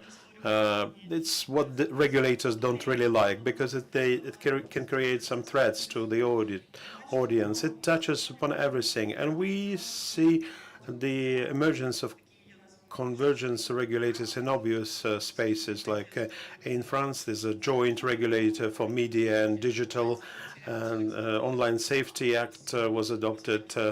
Was an Ofcom, which used to be a single regulator in the UK, it becomes now a common regulator for online as well, regulating online space as well, including media platforms online and other players. That's why that's another aspect. Well, naturally, there's another aspect of funding and media, the fact that media business models have suffered as the result of internet development, and this is an effort to balance it in such a way, in a certain way. But this is a separate story. So, but there's also on top of that we have some more kind of old issues. They kind of renewed in discussion. There's a defamation discussion. We see a certain trend of to decriminalize. There's a certain notion that defamation should be part of a civil law, not criminal law. But there are some initiatives coming from some countries. In some countries, some of them were implemented, unfortunately. In Bosnia and Herzegovina, for example, in the Srpska Republic, they decriminalized defamation. But this was the first country. There was the first country in the Balkans which decriminalized defamation. So there are trends like that. And there are also trends. I hate this expression, post-Soviet dimension or a post-Soviet state. I can't stand this expression, but sometimes I don't even have another alternative to say it in a right way. Let's put it this way, the country is colonized by Soviet Russian Empire, and those who inherited, so to speak, a Russian legal regime, they have an issue that media laws are outdated and too outdated from 1990s, and now they're trying to modify, to comply, to fit in the new reality. On the other hand, the norms concerning disinformation, the states are getting nervous about disinformation. They started getting nervous not because of the Russian disinformation. Globally, they started getting nervous starting from COVID times because some believe that Russian disinformation is a threat. Some do not believe that, but depending on the country. But I believe that in Africa countries, nobody considers to be a problem Russian disinformation, though they consume it to enormous volumes and but the COVID disinformation that was concerned everyone, and everybody had this certain so the states had some serious regulatory issues in this respect. They started adopting laws quite often disproportionately, and quite often they were not about disinformation at all. For example, a law on disinformation in Kyrgyzstan. It's a defamation online. It's hardly about disinformation at all. These are technical thing rather than intention. Well, we can always see that if there is a bad intention coming from a state and of a government of a particular state to use all these things against mass media or journalists, that would be implemented. CIMA, Center for International Media Systems, International Center for Media Support. They issued a report on the influence of media laws adopted starting from 2015 onwards in different countries all over the world about the impact on media sphere and the way they were used against media, against journalists, etc. But here I would like to make a note. We should all remember disinformation has become a hype subject, and we forget about two aspects. First, in this hype, if there's a government who wants to use something about media freedom, they would make use of everything available to them. I can give you enormous list of examples of countries, say laws on drug trafficking, or the bribes and corruption. You know how many journalists were arrested on these accusations? By the way, those journalists, investigators, they're claiming, the authorities are saying that they were claiming, demanding bribes to stop the investigation. If you don't need a special media law, you don't necessarily need a media law for all these negative trends to be implemented. Normally it's practice rather than the law. And I believe that's in conclusion from me. The other thing, what is important, we forget that certain regulation of disinformation has always existed for quite a long time in many countries. There's a certain stable principle. You can't shout fire, fire in a theater where you deal with a full house.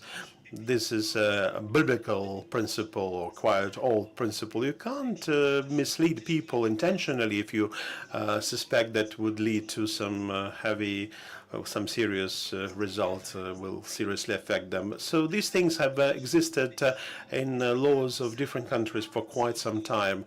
I should say that both in our practices and our regulatory intentions, we face it, we come across of the thing which this phenomena it existed before, but the problem is now the volume and the frequency, thanks again due to the technologies, it's changed somewhat. We see the problem. Disinformation has become a weapon. So disinformation has become a weapon and is being used as a weapon, both practiced by the governments of other countries against third countries, as well as inside some countries as well. Take the Philippines, for example, when Duterte was using disinformation quite actively against his own civil society. Thank you.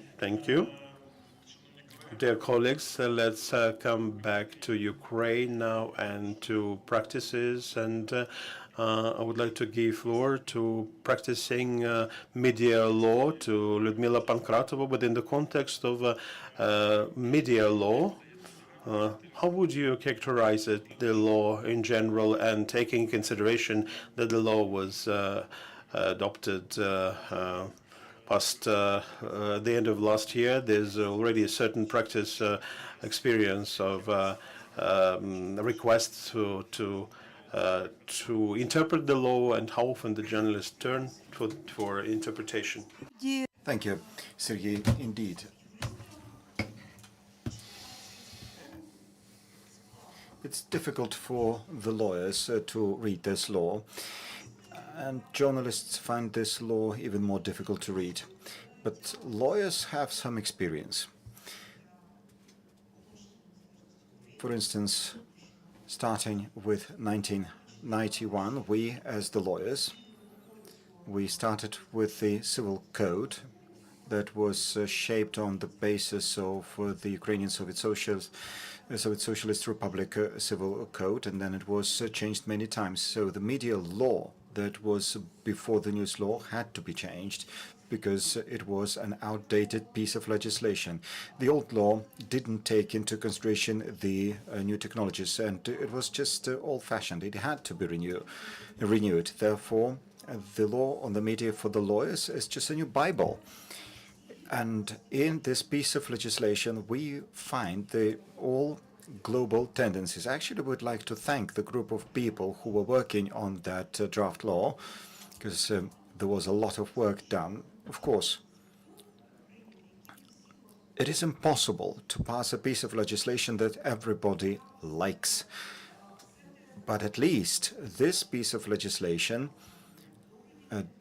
takes into consideration all of the legislative aspects or legal aspects that were important at the time. And now we, in fact, have the law that makes life of the lawyers easier, and it's actually better for the journalists themselves. As for the regulator, there is nothing to add. We now have platforms of new technical possibilities, which means that the regulatory authority has to be capable of taking into consideration all of the new platforms. So I am positive about this law. As a lawyer, I cannot say that this is an ideal law. There are no ideal laws. However, it is a very good law. This is what I think. As for the enforcement of it, well, this law has been in place for almost a year now, but the enforcement practice is not well honed yet. It's been gradually implemented, and for the regulatory authorities, the most difficult challenge was to initiate work on the development of some normative acts, that is secondary legislation, and this is being done. So the questions that we hear the most are the following: how to register? Of course, we know that Ukraine is developing digital media very quickly. We call it the whole country in your smartphone. There are many online media, and they have already been registered. As for the printed media, I would like to say they also have to be registered under this new law. They have the deadline until the 31st of March next year. Because after the 31st of March next year, if you're not registered, you will not be allowed to publish your newspaper, your printed newspaper. Therefore, it is important for the printed media to take due care of their registration in time. This law contributes significantly to the institutionalization of online media. For a very long period of time, we have been coexisting with the online media, but they were being regulated on the basis of codes from many different pieces of legislation. Now, this is going to be considered, they are going to be treated as full-fledged media. So if there is a media platform that wants to work fairly in line with the journalist standards and practices, then undoubtedly such a platform may be registered and has a good head start. As a lawyer, I, in the past, was missing some pieces of information that is the baseline data for online media. Now, as a lawyer, I have it. So if there is a platform, an online platform, for instance, which is registered, and if in the past we wanted to sue a platform, it was very difficult to find a defendant because there was no proper registration, so lodging a court case was very difficult in the past. Now it's easier. So the law is construed in such a way that there is registration, but it's voluntary registration, which prods you to register correctly, and this means that you become an actor on the legal field. Thank you, Ludmila. Dear colleagues, we are going to have one more round of questions to our speakers and journalists and lawyers. and then we will have a possibility of asking questions to our colleagues. Now, I have a question to Maxim Dvorovy. Practically speaking, for journalists, do you have any recommendations? So what is the list of persons to pose a threat to national security? What does that mean in practice? And how are journalists supposed to talk about the activities of the aggressor state in the so-called new occupational mass media? So in other words, how to correctly speak about the activities of the Russians, the occupying force in the occupied territories? Well, from this point of view, there is one more aspect that I didn't mention, that is chapter 9. Now, we are to speak, when we speak about the aggressor state, that we always have to mention that this is information about the activities of the aggressor state. So this is a norm. Initially, this norm was included in the chapter that specified the ban on exclusively positive description of the activities. But then some lawyers were saying that it is important to say that some piece of information may be exclusively positive. It would be difficult to qualify. Therefore, there was a ban imposed on the description of the activities of the aggressor state in specific ways. So what I say is that it's enough today to write, well, to act in line with the law. Before you publish an article in the header, you should say that the material below refers to the activities of the aggressor state. So if you have this form, if you have that sentence, you are acting in line with the law. You simply have to mention before you release the material that this material, the following material, is about the activities of the aggressor state. Full stop, and you're fine. And this means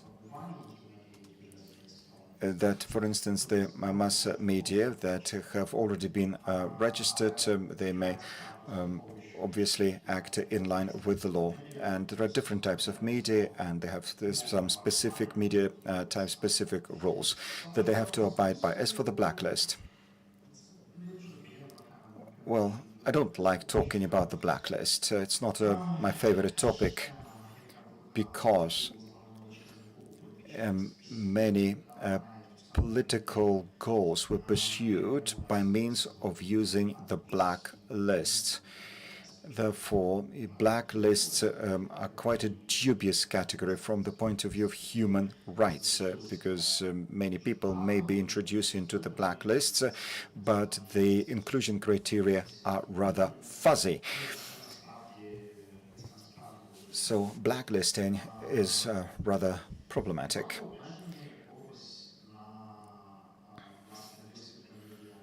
And there are no limitations as to the description of activities of the people who are blacklisted, but the certain bans apply.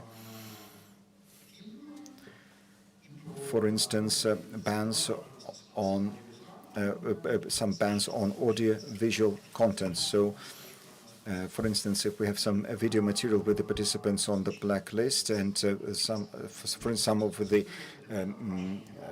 of the music production is also banned in the case of blacklisted people. So, in other words, if a musician is blacklisted, you're simply banned from performing the music of that musician on your radio station, for instance. So there is nothing new about it. It's the system that's already been in place since 2015. So blacklisted musicians should not be performed. That's it. And so the provisions of this law are in place both in peacetime and in wartime.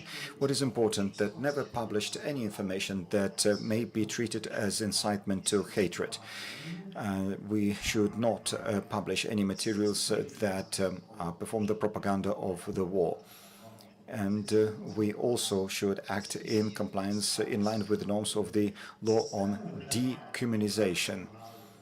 So whenever you publish, whenever you release any material, please remember that there are certain bans that you have to be mindful of. If you violate those bans, then you may be sanctioned. Therefore, whenever not sure, please refer to lawyers, and undoubtedly we as lawyers will be happy to help you, because the system is complex, but then there are reasons for having this system. And this law is quite voluminous. It's 300 pages long, but that is the result of the legal tradition of Ukraine, because in this law we have to specify things that are banned, and also we had to impose bans on other mechanisms that allow to avoid the restrictions of the law. And that's why that's the legal practice of Ukraine, and hence the voluminous character of this law. Спасибі, Максим. Давайте знову перейдемо до...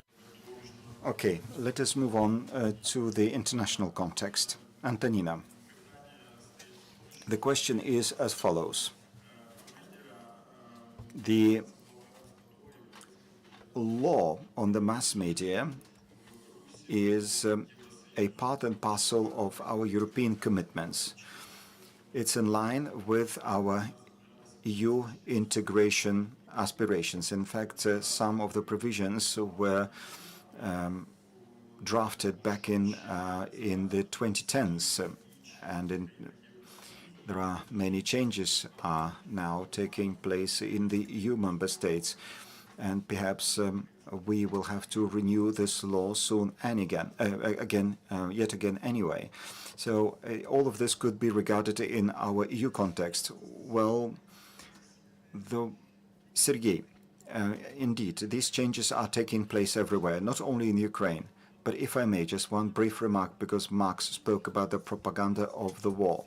But in this room, we also have non-lawyers. For instance, the call for self-defense is not the propaganda of the war. So legally speaking, those are two different things. So legally speaking, there are differences between propaganda of the war and call for self-defense. Also, when you say that this is a complex piece of legislation, then come on, have a look at other European pieces of legislation.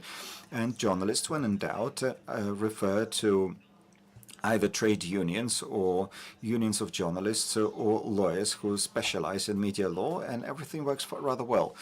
So it's not that we have a piece of legislation that is excessively complex and it's an outlier when compared with the European tradition. No, it's fine. I mean, it's a law. It's a complex law, so be it. It's fine. I mean, this job is a difficult job, so the law is also a difficult piece of legislation, and that's fine. Now, let's get back to your question. Look, law is always one step behind the current developments. So we have some social developments and then the law appears, but it usually appears a bit later. So this is how it has been for centuries. Now, for quite some time, we have been working in the conditions of digital disruption, as described by Timothy Snyder. So online and internet platforms, they have already changed our mediascape a lot. And Timothy Snyder says books are good and printing books is good. That's fine, but please remember that, for instance, books were invented 200 or 300 years after we've been waging religious wars. And now, again, we are in this transformative process. There is this attempt to somehow regulate the digital breakthrough. This digital breakthrough has led to an outburst of fake news, disinformation, and hate speech. And it has led to a lot of persecutions. And undoubtedly, every one of you can clearly say that persecuting journalists, online persecution of women journalists, is a big problem. But all regulatory authorities on the regional or national level in the EU are thinking how to regulate their mediascapes. So, speaking about the EU, we have the Digital Services Act, the Digital Services Act, so we have two pieces of legislation in the EU on the digital markets and digital services. Those are two pieces of legislation that are trying to regulate the platforms, media platforms, and the way they influence the information space. Quite recently, there was yet another new development that is a directive on the political advertising. So all those pieces of legislation are meaningful for us, and at some point of time, we will have to implement those as well. Therefore, if we look at the EU and implementation within the EU, it has just merely started. So if we're speaking about the new law, media law in Ukraine, actually the same story is happening in the EU, and the EU colleagues are sitting and thinking how to implement the new pieces legislation on digital services. For instance, in Slovakia, there were many discussions saying that, look, they passed on an act on digital services, but nothing works properly. So they were saying, look, it didn't really help, this act didn't really help in Slovakia, but it's obvious that it takes time to implement, and interpretation and legal explanations. They both two quite serious, substantial acts. Those documents, pieces of law at the European Union level, they are not the documents to be read overnight.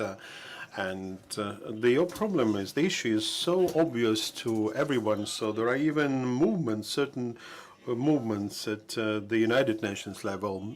Normally, these structures are quite slow in acting because of the whole range of issues and reasons. They can't be fast acting. For example, UNESCO have recently issued the so-called guidance on platform governance. These are managing the guidelines for online platforms. This is a quite basic, fundamental material, something which is easily read overnight. That's about the principles, not how do you implement those principles in your laws. These are understandable basic principles, because it's understandable, because it operates and guidelines for the whole world. The United Nations are working on the practice code on information and integrity. I don't know how it really should sound in Ukrainian integrity, information and integrity. That is how to make sure that for our information space to be purified or of all this hate speech, etc. And by the way, they welcome the ideas and suggestions until 1st of December.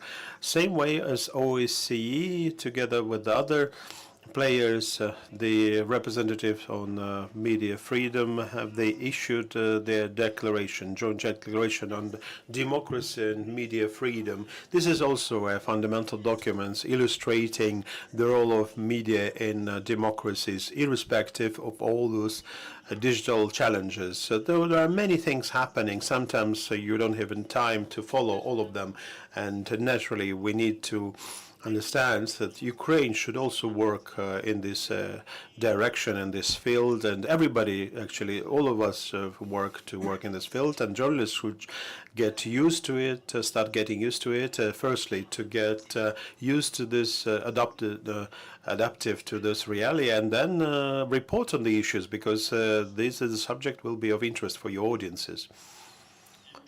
And then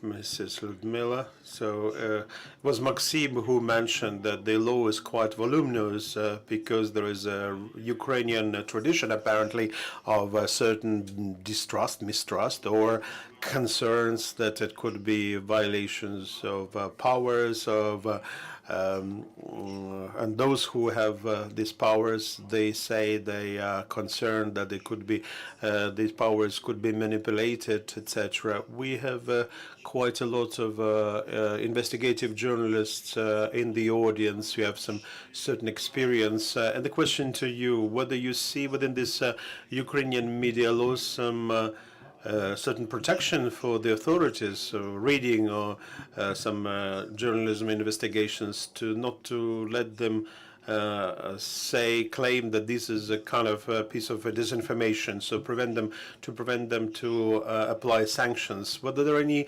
protection mechanisms in that, could it be used as to protect journalists? Thank you for your question, Sergei. For myself as a lawyer defending investigative journalists, for investigative journalists there are two issues: the defamation claims and preventing them from professional activities. In terms of defamation claims, we have been always saying that Ukrainian laws give an opportunity to protect, to defend professional, trustworthy and journalists who actually stick to differentiation, to facts and opinions. I would say that this thing remains to be. More than that, the law widens the opportunities to be defended, because it enlarges the list of the measures, parameters could protect you, and also it outlines clear rules for information to prove the information is trustworthy, is true.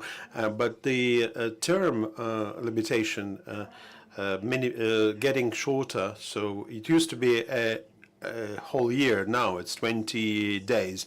It's quite a short time. If the deadline has expired, you lose this opportunity to resolve the dispute, the claim out of court. For us, these things are quite new, because when removing accusations is quite a substantial thing. If I, as a journalist, use certain sources, I turned to the source and I prove that this is a true information. The accusation will be removed. But then as another issue arises, the issue of applying selective resources. It's always been a danger in this. There have always been politicians who were trying to put pressure on journalists via claims, via claiming amounts in their claims. This danger remains. Should I say to say that there are some kind of protective mechanisms against it? The only mechanism to protect against all this would be independent professional judiciary, but as you know, the judiciary reform in Ukraine is always kind of a yo-yo kind of state, and this danger remains. On the other hand, we are dealing with many court cases, and I should say that this good old principle remains, established in early 2000, when our courts were quite responsive in terms of taking consideration to the European principles of freedom of speech. And even when a journalist fails, is not successful in the first instance courts, the judges there could be much more vulnerable or taking this consideration. Then the higher instance court would cancel the initial decision. Still, there is an opportunity to provide for this justice. And now we have some new decisions coming from the Supreme Court, which introduce certain novelty things and interpretations, etc. But you know, this is all good field for lawyers in European courts.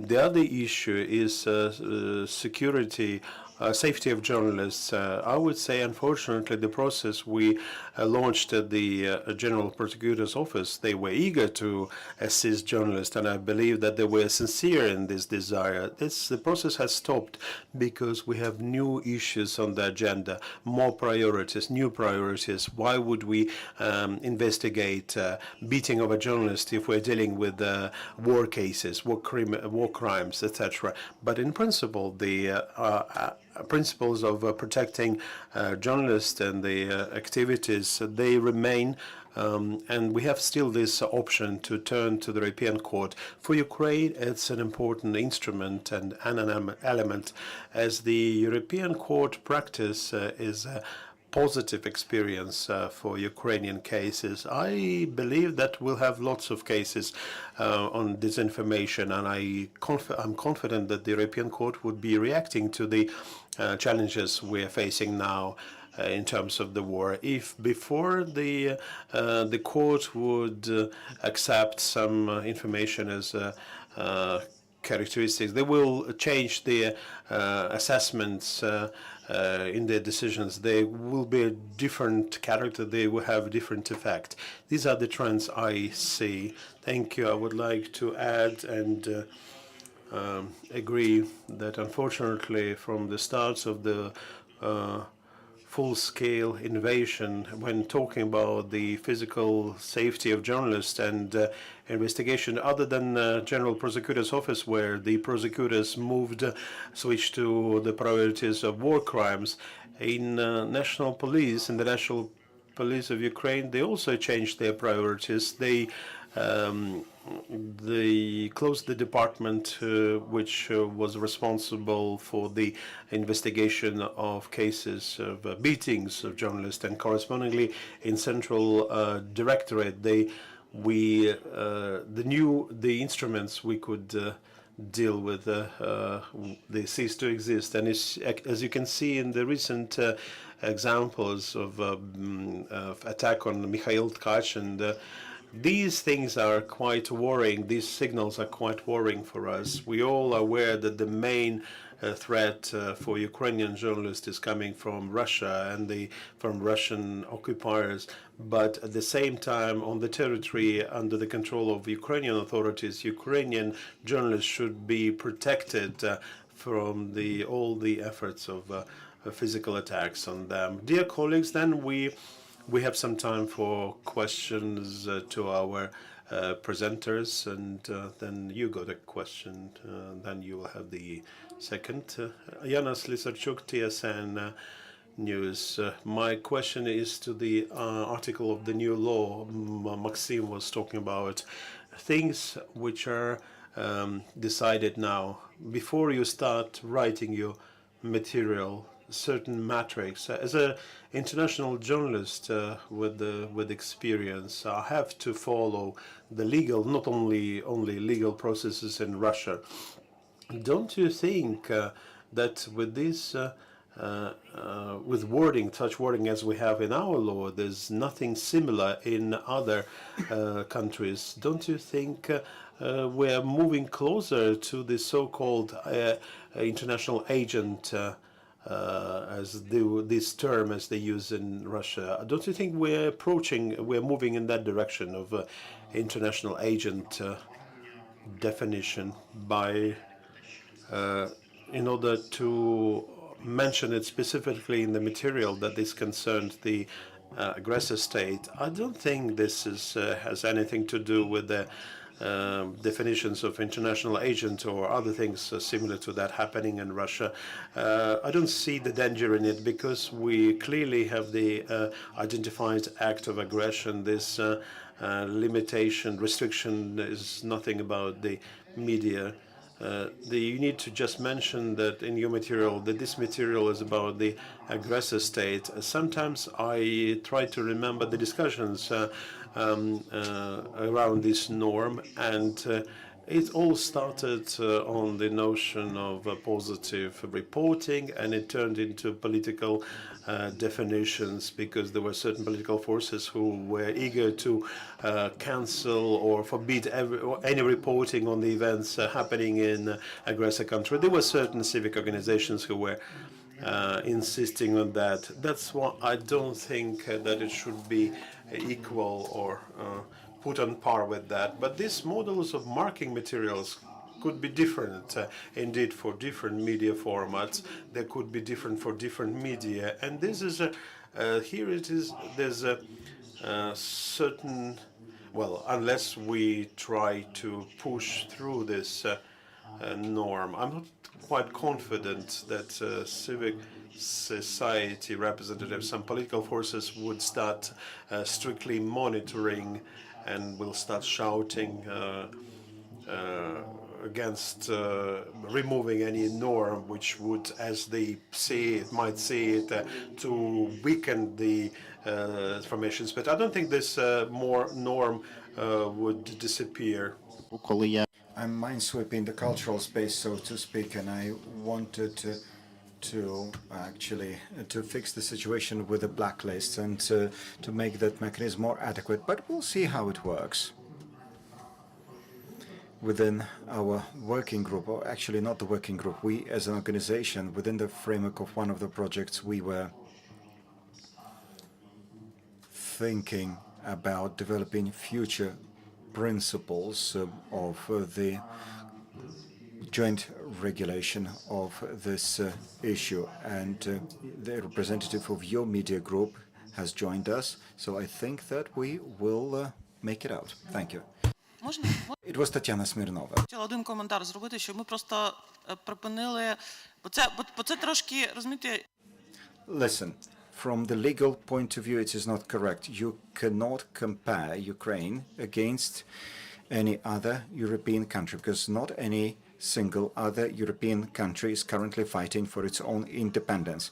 When that happens, then you can compare Ukraine with that country, be it France, Germany, Estonia, or any other country that will have to fight for its independence within a full-scale war. But legally speaking, it's not correct, such comparisons, because we spoke about derogations. So we derogate from the enforcement of certain articles from the Human Rights Convention. It's a possible derogation, by the way. And this derogation was used by many countries during COVID pandemic. For instance, the freedom of expression right was derogated in some cases by some countries. And if we are to compare ourselves against some countries that were restricting some freedoms during the COVID pandemic, we're actually quite a liberal country.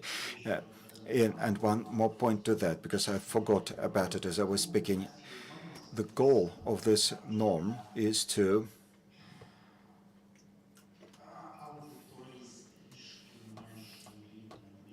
it's a norm. It's to give more exact information to people who are less media literate. That's why there is this heading that the following material is about the aggressor states. That's why it is stated so clearly, and it was okay until 2022 to speak about different countries, but then this norm was born. It has been transformed. Now we have it as it is. And also we need to take into consideration the derogations, and perhaps we should have we should also look at the possibility of using derogations. Thank you. I'm from the Institute of Journalism. Just a small remark and then a question. I would rather disagree with Antonina, who says that read the law and try to understand it, but I think that our media community is not left alone with this law and trying to grasp it. For instance, there is the Institute of Regional Development of the Mass Media that does a lot of work, explanatory work, and so there was a wish to better understand the law, and this job is being done. And I also have a question about the DSA, but are we going towards the DSA? But no, we are not going towards this. I'm not saying it's not working. I'm saying that there is criticism that DSA has not worked well in Slovakia. and some people smiling. You see, I was working with media reforms and legislative reforms in many different countries. I was helping colleagues in many different countries, and I should say that it takes from 3 to 10 years to implement a piece of legislation correctly, and that's normal. That's okay. So don't expect that the law is passed and then 1 month later it is fully implemented. It just does not happen. It takes time, and it is normal. It's okay. For instance, I know that we're all very much eager to implement, to act in line with the law. But of course, it is important to support organizations, and it is important to be careful about proper implementation. Maxim. Okay, so we're not going towards the implementation of the DSA today, and you spoke about some African countries. For them, disinformation is not a threat. But how about Telegram?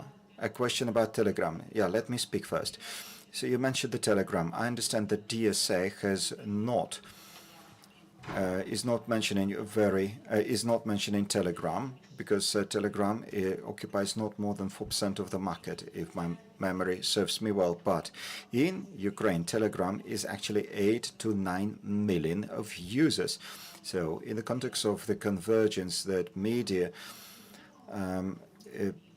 so Telegram is quite an important problem, and Telegram in our case is a much bigger factor than in Europe. Well, it's not correct to say that we're not doing anything at all with regard to the DSA, because we do a lot. There are initiatives, for instance, the initiatives curated by the Ministry of the Digital Transformation. They have this questionnaire and there were questions about our developments with regard to the DSA, but we have problems with the DSA. That's true. The first problem with the DSA is that there are some mechanisms that apply in the EU, and they're based on the European Commission. So all of the regulation of the very large platforms, so let's call them VLOPs. We'll call them VLOPs. So VLOPs are regulated by the European Commission, but we do not have access to the European Commission, which means that for some time, we do not have access to the European Commission until we become a full member of the EU. So we have to think of our own enforcement mechanism about VLOPs, but we don't know how to do it properly. There is some dialogue with Brussels, with the DG Connect that's responsible for that, but DG Connect cannot say anything about it yet. So that's about the VLOPs and the DSA in Ukraine. Now, the second question is about jurisdiction over DSA, because DSA works in the EU as a one-stop shop. So you register in one EU member state, which means you don't have to register in the other 26 member states, because everyone addresses the regulator of your country of registration. To what extent these platforms will be operational in all EU member states? That's not clear, because we do not have one coordination mechanism, and if we are to introduce DSA and to force the registration, they will have to be registered in Moldova, Ukraine, Serbia, Bosnia, and in other candidate states. In Georgia, for instance, so representatives of some companies are saying that they are not going to do that, because they would rather choose themselves which norms to comply with and which norms they should not comply with. For instance, Google is paying the tax in Ukraine, but it's not obvious in other countries. So there are some mechanisms that may force the registration in the EU, but this means that some social networks may be blocked in Ukraine on a temporary basis, such as Facebook and other members or other platforms. Well, Vkontakte is the Russian network. So now let's talk about Telegram. And Telegram is the issue that is not being handled by the DSA in the EU as well, and some players are not going to register of their own free will. So they are not registering, but it means that they will be blocked. But can we block the Telegram? Is this doable? Russia wanted to block Telegram, and when Russia wanted to block Telegram,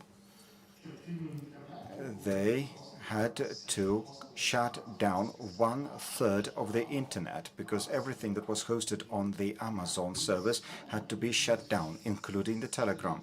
But they had to shut down 1/3 of the internet. So whether blocking is possible, I don't know. I'm not sure that we have sophisticated enough the blocking system that would give us a possibility to block the Telegram. The DSA has good guidelines so as to show Telegram how it should act, but the question is how to force them to comply. And there is no answer to that question. I was trying to understand what could be done at the EU level. Telegram is not a VLOP, and they're supposed to register their presence in the EU because they deliver services to the territory of the EU. But whether any measures could be applied against them after the 17th of February 2024, once DSA becomes fully enforced, then I don't know if anything could be done against the Telegram. Telegram is just a place full of questions with no answers. Thank you. I've been listening to your answer and I completely forgot about my question. But seriously speaking, I deal with international projects, and I'm specializing in enhancing resilience, in countering disinformation. I do agree that the term of disinformation is outdated. It does not include all the threats and risks that need to be taken into consideration.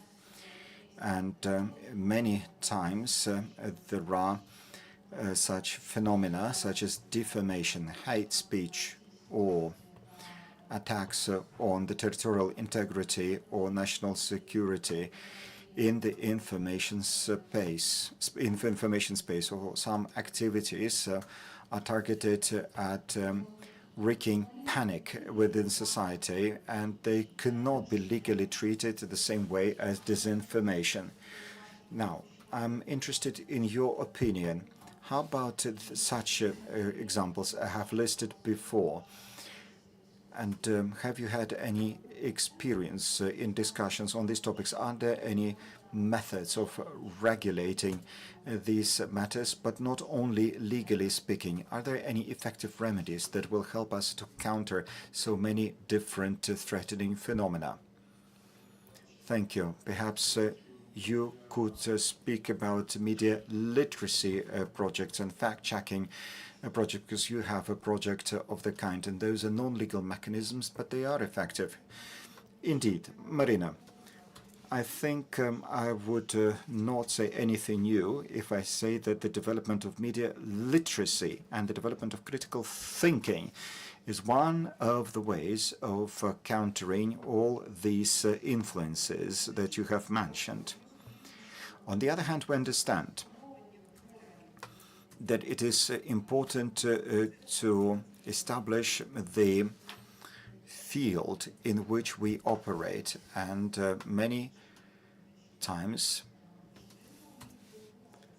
people say that we follow the news, we're trying to correct the news, to debunk the fake, but is it effective? Is it effective? I don't know. I do not know to what extent this type of countering disinformation is effective, but debunking fake news, media literacy, critical thinking skills are important. And we have many projects of this kind in Ukraine, and all of them take a certain niche.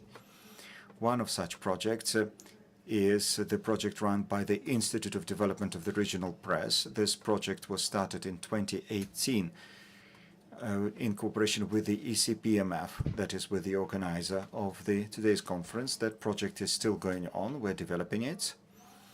And I think that such projects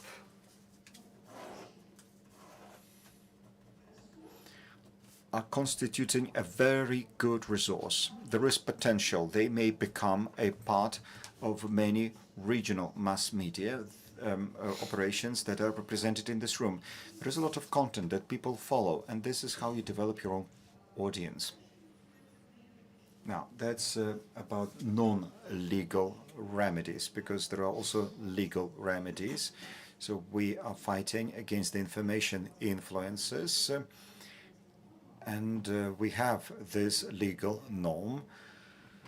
But now Ukraine in this unique situation that was mentioned by Antonina, when we're experiencing directly the matters of national security. So we're trying to identify with the limitation, this limitation borderline. For example, this borderline of national security, we are identifying it bit by bit with our own experience. And I will add a couple of words in terms of legal remedies.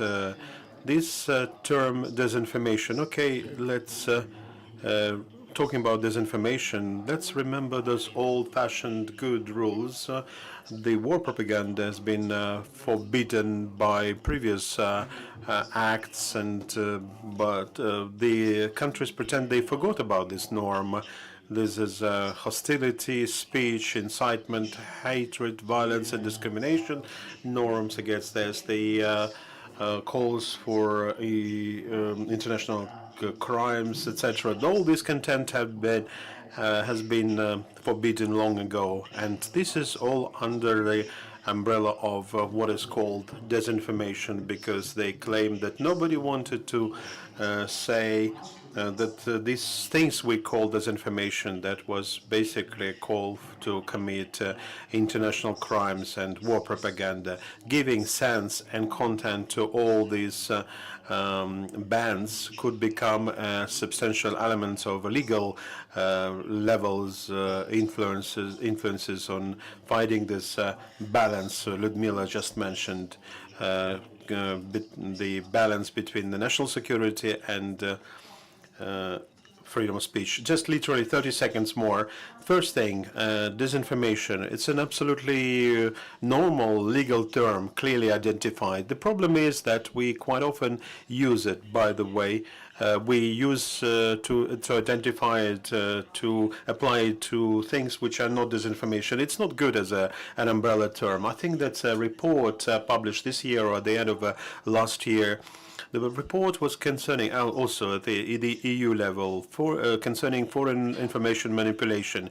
Now they kind of tend to use this term, which is kind of wider, including not only trustworthy information or not true information, but rather foreign interference into information space with bad intentions. The way this sector will develop, whether we'll receive any legal answer to that, that's an open question still. In fact, that's what makes this present historical period is to be even more interesting. That's what lawyers work on. Dear colleagues, let's thank our dear speakers and SCPMF. Thank you. We have a break until 5, and then we start here with reporting for a good case. And in the other room, it's talking about gender disinformation, is targeting women and journalists.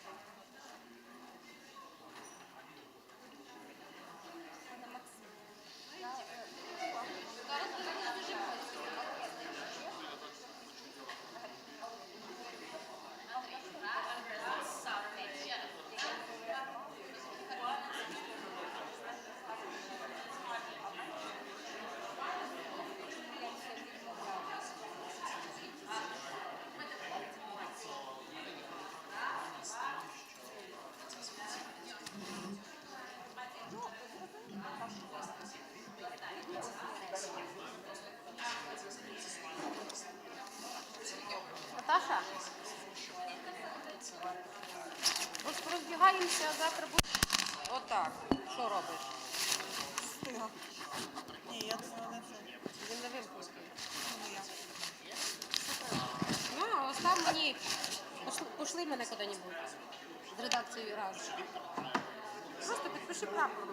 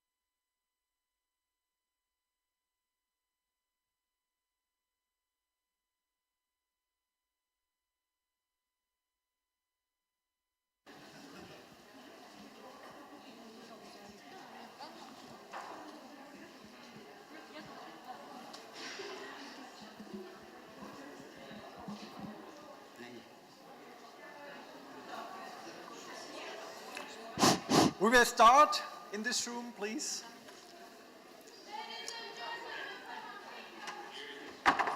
One, two, three, four.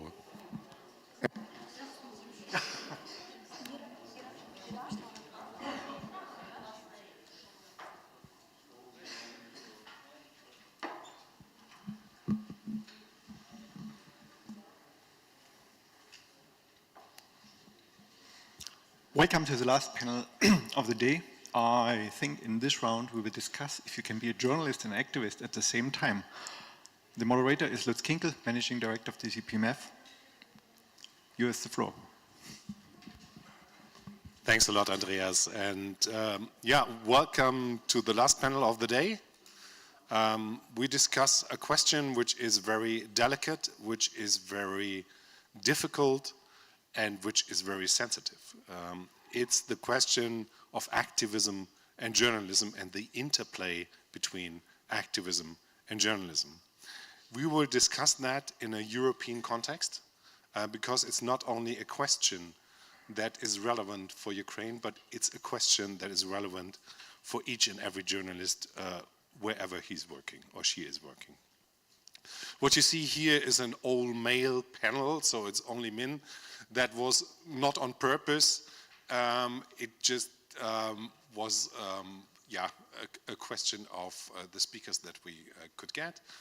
In the other room, you have an all-female panel. So if you add the other room to this room, you have a perfect gender balance. Please allow me to introduce my distinguished speakers. First of all, to my right side, we have José Miguel Calatayud. I hope I pronounced it correctly, more or less. Okay.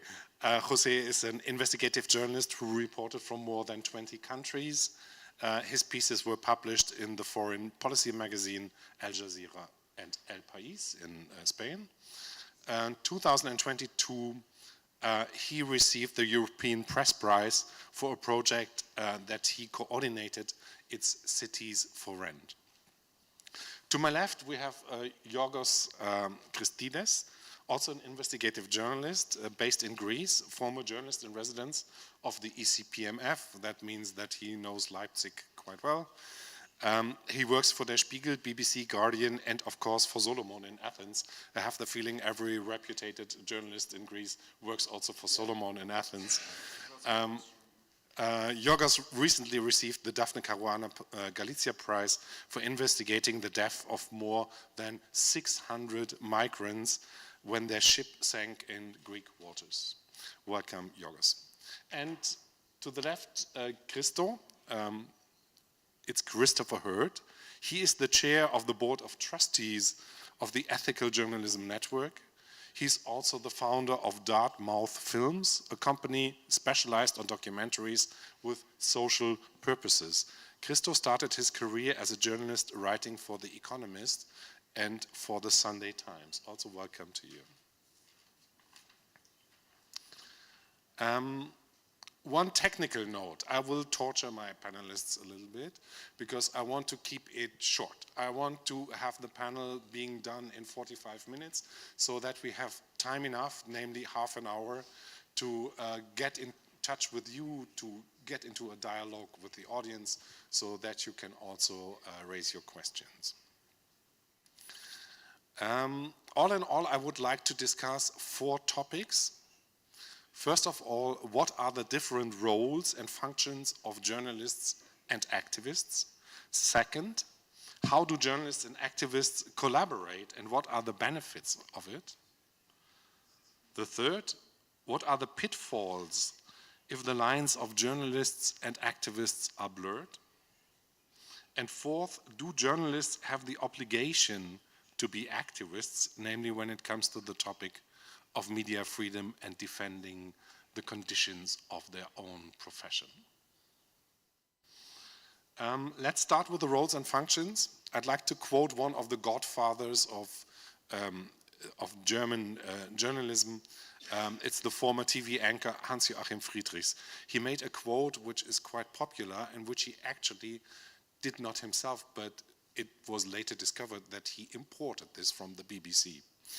And the quote runs as follows: You can recognize, and this is my translation, you can recognize good journalists by the fact that they keep a distance from the subject of their observation, that they do not join a cause, not even a good cause, that they are always present but never participating. Christo, first question to you. Do you think, would you subscribe to that? You wanted short answers? I want a short answer. Not really. Not really. Please. Yeah, please go ahead. I mean, I think it's probably... Sorry. Okay, so you get the longer answer now that we've got the microphone. I mean, I think if it came from the BBC, I think it came from the BBC a long time ago. And I don't think that they would summarize their work in that way now. I think it is just worth making this point that for those who aren't aware, the BBC obviously is, public institution in Britain. It's funded, it's not owned by the government, but it's funded by a levy on all of us, virtually the whole population. And it is a regulated broadcaster. And it does have an obligation to be fair and balanced. And that, what you've quoted there, I think was the best way that they probably could find of summarizing the BBC's position whenever that was said. But I'm sure they wouldn't say it now, and I certainly would have difficulty with it. And just very briefly, I think if by keeping a distance, he means, I assume it was a he, if it's an old quote from the BBC, it definitely was a he. If he means by keeping distance being accurate, being fair, being impartial in the sense of always being aware there's another point of view, that you need to look at that, then I don't think I would disagree with that proposition. But I think the proposition that when he says do not join for a cause, even a good cause, I think really that fundamentally misunderstands why most people are journalists, right? There's that, most of us became journalists because we wanted to have an impact and make the world a better place. And as once you decide that that is the journalism you're interested in, you are going to be engaging with activists, and often very early on in the process of the journalism you're going to engage with them. And it isn't satisfying to produce journalism and for nothing to happen. There obviously are real differences between what an activist wants to achieve and what a journalist wants to achieve, and most of those, I think, are imposed by the disciplines of their employment contract. That if a journalist, you may have to move on to another story. An activist, that's a campaign for the whole of their lives.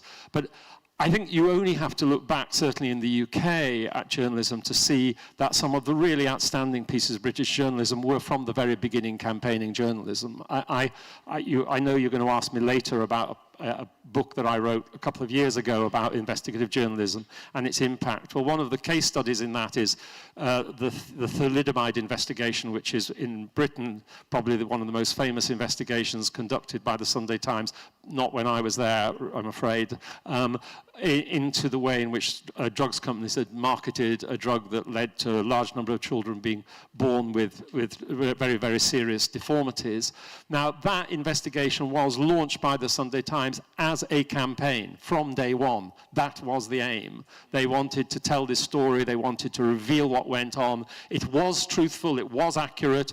It was fair in the sense that the other side was represented in their coverage, but it was a campaign.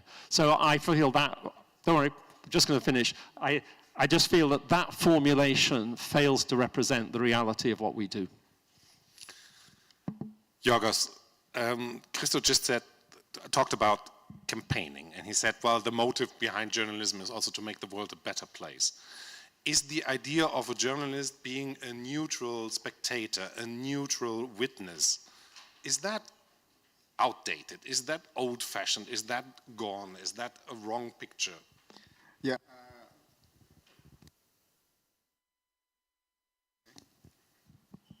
So, first of all, I think that there's a mistake being done here. So you have reporters who are reporting from the ground, right? And there's a final product that's being published in the outlet. So if a journalist is on the ground, I've covered two major crises of our time, refugees, and the Greek debt crisis, right? So if I'm outside a bank and I see pensioners who are crying because they can't get 50 euros out of their bank accounts, and I drop to tears because I'm thinking of my mother who's doing the same back home, I don't think there's any way I can personally, as a person, be objective and say, yeah, shit happens, you know, pensioners need to do that because, you know, the Greek economy is in shambles. That's one thing. So I don't think a journalist can be a general overlooker, like have no emotions, have no empathy unless he's a psychopath and feel nothing about the subjects they're covering. But that's another story as to how the actual report is published in the medium that this journalist reports for, unless he's a blogger or has a radio show, right? So this is why media have internal processes, they have codes of ethics, they have editors, they have sub-editors, they have fact-checkers, you know, they will see if you write something like really kind of emotional or, you know, or something like that, they can step in, right? But having a journalist watching atrocities, watching human rights atrocities happening at the border, as we see time and again, those of us covering migration in Europe, and then saying like, yeah, we can just do that from our ivory tower and not feel anything about it, and not feel like that we need to tell the people what's happening because this is important for policies to change, then I think that that's a myth that might be something from the 50s or something, but I'm not very young either. I'm like almost 50 as well, but I don't think it's accurate or it should be accurate, or this is what journalists should strive for. Thank you, Jose. The code of ethics was just mentioned. In the German code of ethics, you find the sentence, journalists and publishers shall not perform any activities that could throw doubt over the credibility of the press. Is that kind of journalism that tends to try to rescue the world, that is emotional, that is admitting that you have a subjective view, is that probably also damaging the credibility of journalism? How do you see that? Is it working? Yes. Okay, so trying to be brief about the activities that may damage the credibility of the press. A very brief answer would be activities that make us look, as I think, as if we are taking sides, we are being impartial, we are being not independent. That would be a very brief answer. And when, if we team up with activists, if we collaborate with activists, if we are seeing ourselves as activists, sometimes even if we use data provided to us by activists, that make us look like as if we are taking the side that the activists are campaigning for. And we're talking about perception here. Information may be accurate, the data may be accurate, but we have to care about that perception. But I think it's more interesting an answer than what I just said. So one example from this investigation that you mentioned that I coordinated, Cities for Rent, it was, the idea of the investigation was to find out data about these companies that own many apartments and many houses across European cities. And because there wasn't much data about that. And in some cases, some activists had gathered such data, but then several of the team members were completely opposed to even using that data in our reporting, even sourcing it and mentioning like it's coming from activists, because they wanted to avoid any kind of perception of being siding with activists. So that was a no-go. Then later in the investigation, we did get data about this kind of home ownership from a commercial provider, a company, very big company that makes a lot of money by collecting those data and selling them. And everyone was fine with that, including myself. And I think because then we are not seen as activists, because this is data, we got it for free with an agreement because we were journalists, but this is kind of a product, so there is no hidden political agenda or there's not campaigning behind. And I think this raises a very interesting issue here that I'm gonna leave it open, maybe for the discussion, like why should it be a no-go using data from activists, which may be very good data, and it's completely okay using data from a commercial provider, which maybe is of worse quality.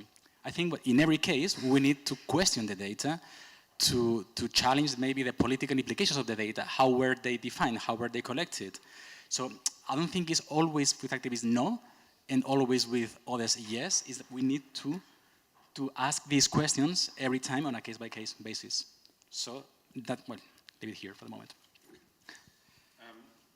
That's a really interesting question, I think. The question how to use and if you can use the data provided by civil society.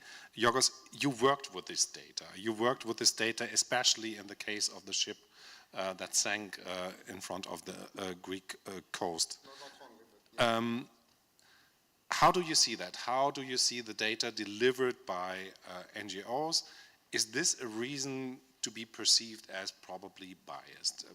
Would you agree with that? Listen, as journalists, we are in contact every day with politicians, businessmen, spinsters, spin doctors, what have you, right? I haven't seen any panel being about, why are you talking to politicians? Why are you talking to people who have power? Why were you seen in parliament with this minister? No panel has happened so far, right? So I don't see any reason why we should discriminate as a legitimate source of what reporters report, of people being on the ground, seeing what's happening, often doing it on their own time. And if you ask me, I have found it in my experience, because it's not only the Pylos case, but throughout the years, there are very important NGOs out there, be it What's the Med, or maybe I shouldn't mention names or whatever, who are very trustworthy. They don't say lies. They may have like an ideology that you may or may not share in its entirety, right? But this is not the end of the story, right? Because as I said, activism or NGOs are in a different business, if you like, and the media are in a much different business. There are different processes, so we don't take everything as gospel, what we hear. We try to substantiate what they say, but saying that, for example, the New York Times published a very powerful piece, which was almost exclusively based on a video taken by an activist in Lesbos, right? That was a piece. They did the due process, they did their corroboration, and they made a very powerful piece about what's happening at the EU border. So yes, I have no problem at all working with those people. I have great admiration for many of them, and if I might add, much more admiration than I have from other sources. Thank you. Jose, when we exchanged before this panel, and we had a quite comprehensive email exchange about the topic, you made a critical remark about the quality of data, and you reminded us all that there is a different quality in data, because sometimes you can use data for campaigning, which is probably the weakest sort of data. Then you have data that is fit for journalism, and you need, and this was often discussed today, also data for court cases, of course, when you reveal war crimes, etc. How do you work to detect the right quality of data, and are we all aware of that, or is that a little bit mixed up when collaborating with NGOs? Again, trying to be brief. Yeah, I will start by saying that I agree with Yorgos, that it's about the quality of the information and not the data, first and foremost, and then second about the source. But as long as you know that the data are valid and you know where the data are coming from, you know the methodology, of course can be used, even if it's coming from activists, there's no problem about that.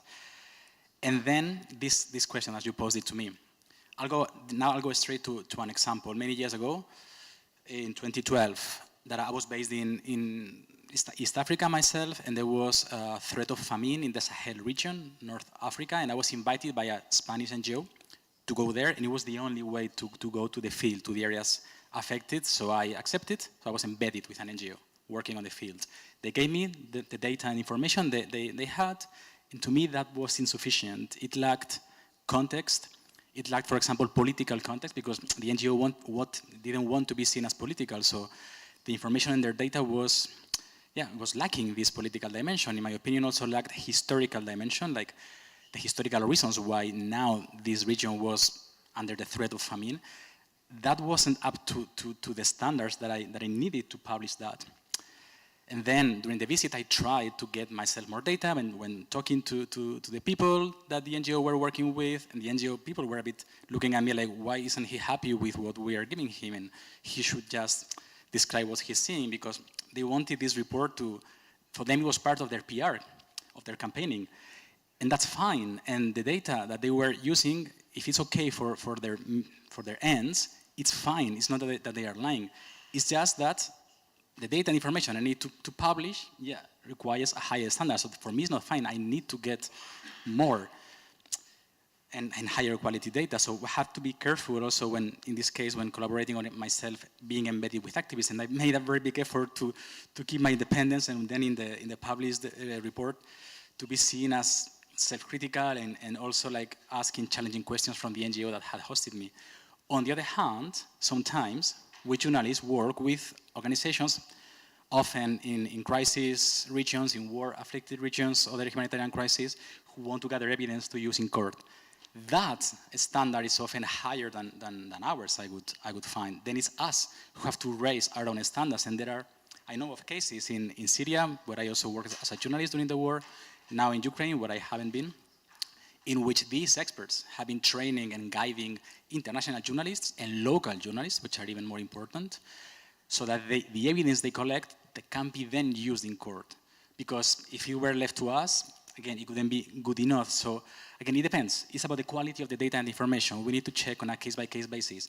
What's good for a NGO campaigning, maybe it's not good for news reporting. What's good for news reporting, maybe it's not good for an investigation, long-term investigation, which maybe is not good enough for evidence to be used in court. So again, it's about questioning the quality of the data and information.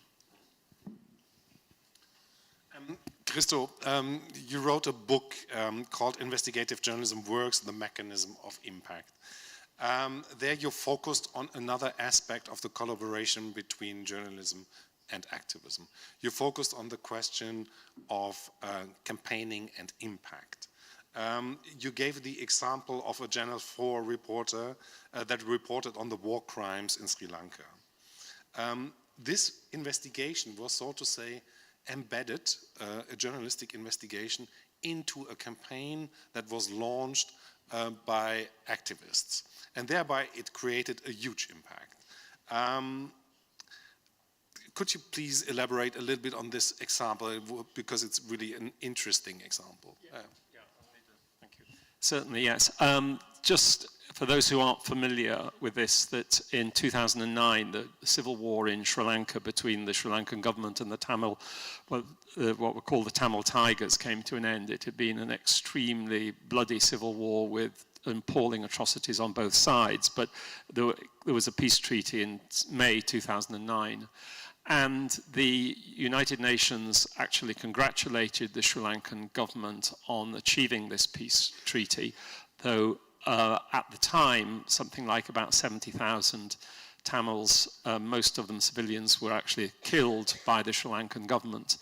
And the film that came out in 2014, and this is very significant that it was 5 years later, was called the Sri Lankan Killing Fields, and it was on Channel 4 television, and one of the consequences of it was that it led to the United Nations examining what happened in 2009 and them deciding that it was a case of genocide and then withdrawing the congratulations that they had given 10 years earlier and criticizing the Sri Lankan government. I mean, it was a triumph in that respect. It should be said that it did not lead as hoped to to charging the then president of Sri Lanka with war crimes, which they clearly would have been able to do. But and that was clearly a disappointment to the filmmakers.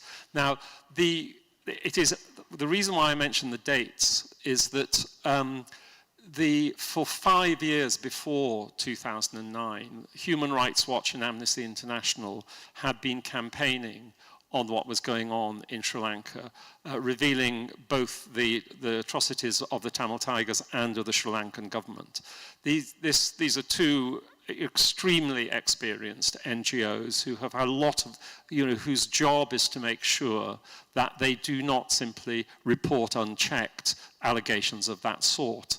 And they were immensely frustrated by the fact that no one was taking them seriously. And what happened was that they persuaded the then commissioning editor at Channel 4 that she should make some short news pieces about this. And in the context of the whole story, this is relevant because Channel 4 actually made their first news piece in 2009. It had no effect. So they returned to this story again and again, with their final film being in 2014. Now, obviously, this was a challenge for they came to this story late. They had to establish they themselves had to establish that the material that they were given and that they themselves discovered was authentic and reliable, and this was video material, of the killings. And they had also to establish a relationship with Human Rights Watch in which everybody respected each other and understood that there were differences of ambition here and differences of procedure. And then when the film was made, they worked together. And sorry, because I realize I'm giving quite a long answer, but I think if you want to understand the mechanism by which it is possible for journalists and campaigners to work together, this is an absolutely perfect case study, and you can indeed, it's online, you can get the book I wrote, it's free online, when they launched a campaign in partnership with the Human Rights Watch for a United Nations inquiry to be opened.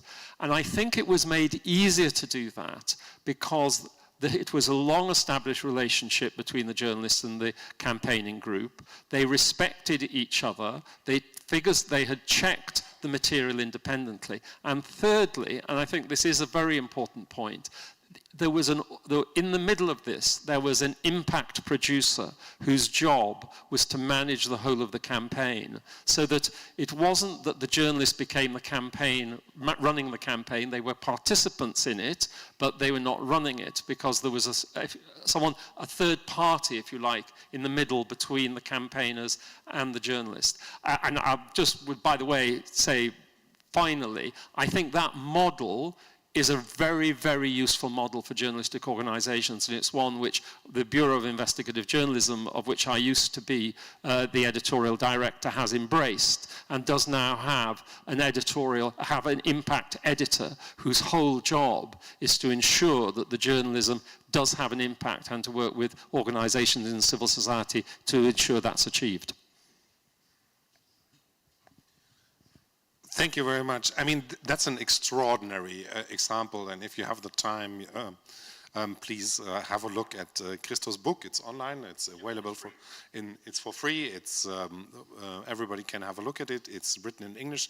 Again, it's called "Investigative Journalism Works: The Mechanism of Impact," and you will find easily the chapter on Sri Lanka. Yorgos and Jose, I mean, this example says, well, there can be cases of job sharing, so to say. The one is doing the research and the journalistic work, and the NGO is doing the campaigning. And one is fueling the other, so to say. One is fostering the other. Would you feel comfortable in such a kind of alliance? What would you say? Well, I would say I wouldn't call it an alliance exactly. I would say that you know the NGOs have their own agenda and campaign, obviously, that you may share, as I said, or may share not, or may share partly. And what they will do is, obviously, for their own reasons, they want the publicity that a big medium can provide, right? So what we can't do as journalists is be in a boat in the middle of the Aegean doing rescue missions, right, and recording what's happening. So a lot of our reporting in Der Spiegel or in The Guardian and stuff like that will always be instigated by things that we get from NGOs who are active in the area, right? So this kind of, if you want to call it collaboration, fine. This happens all the time, and I find it perfectly legitimate and perfectly within our rights. If someone tells you, see here, I don't know, Andreas has been attacked by a marauder, and then the guy filming him is like, is an NGO activist and there's a journalist there and shows him the video, then obviously he's going to do his due process, like was Andreas in the building, you know, was it this, and blah, blah, blah, and whatever, he'll do his due process, and he will publish the report or not publish the report. So I don't think it's like some sort of I don't know, it's a thing that works both ways, you know. So the NGOs and the activists can find a bigger platform by giving material to bigger media, and the bigger media can use their resources and expertise and legal, for example, expertise to make the story stick and make the story as impactful as possible for the widest possible audience. That would be my response. I don't know if this is... Jose, any objections to that? No, not really. Myself, I would be in principle okay with working, with any activist organization. As Jorgo said, as Christoph said, often they are the ones being on the ground, the ones with on-the-ground information and data. And this is where this thing that we also discussed by email, what I call methodological impartiality, I think can be useful. And why? Again, trying to be very brief, because I think it's a pretty simple idea. As we said, like NGOs have an... Just a minute, I want to ask a question before. Okay.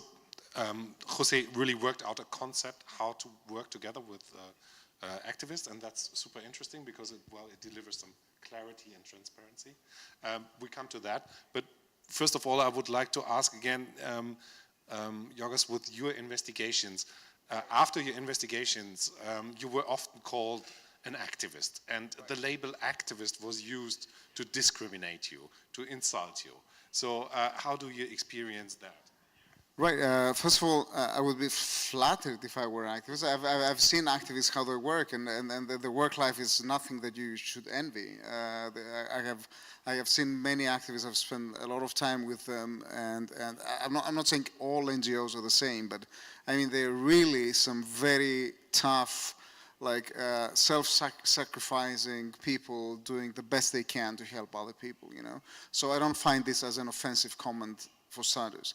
Now, that's number one. And the second thing that I have found in my experience is that people who call your journalism activistic, I've been doing this job for 25 years, so the 99.99% of the people who will do that will be either people on social media, which are the roost there is ruled by idiots. We can't do much about that, or there will be people from various strands of the political spectrum, which don't really mind that the things that you say, the human rights abuses that you reveal, or what is happening, is something that should be condemned, you know.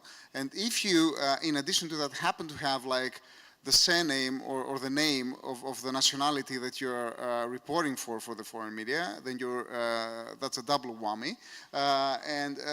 So obviously, yeah, I've learned to live with that. It's not easy. You're going to have like mental and physical and social problems and stuff like that, but this is part of the job description. I could do something else if I wanted, but yeah, I have to learn to live with this, so I honestly don't care.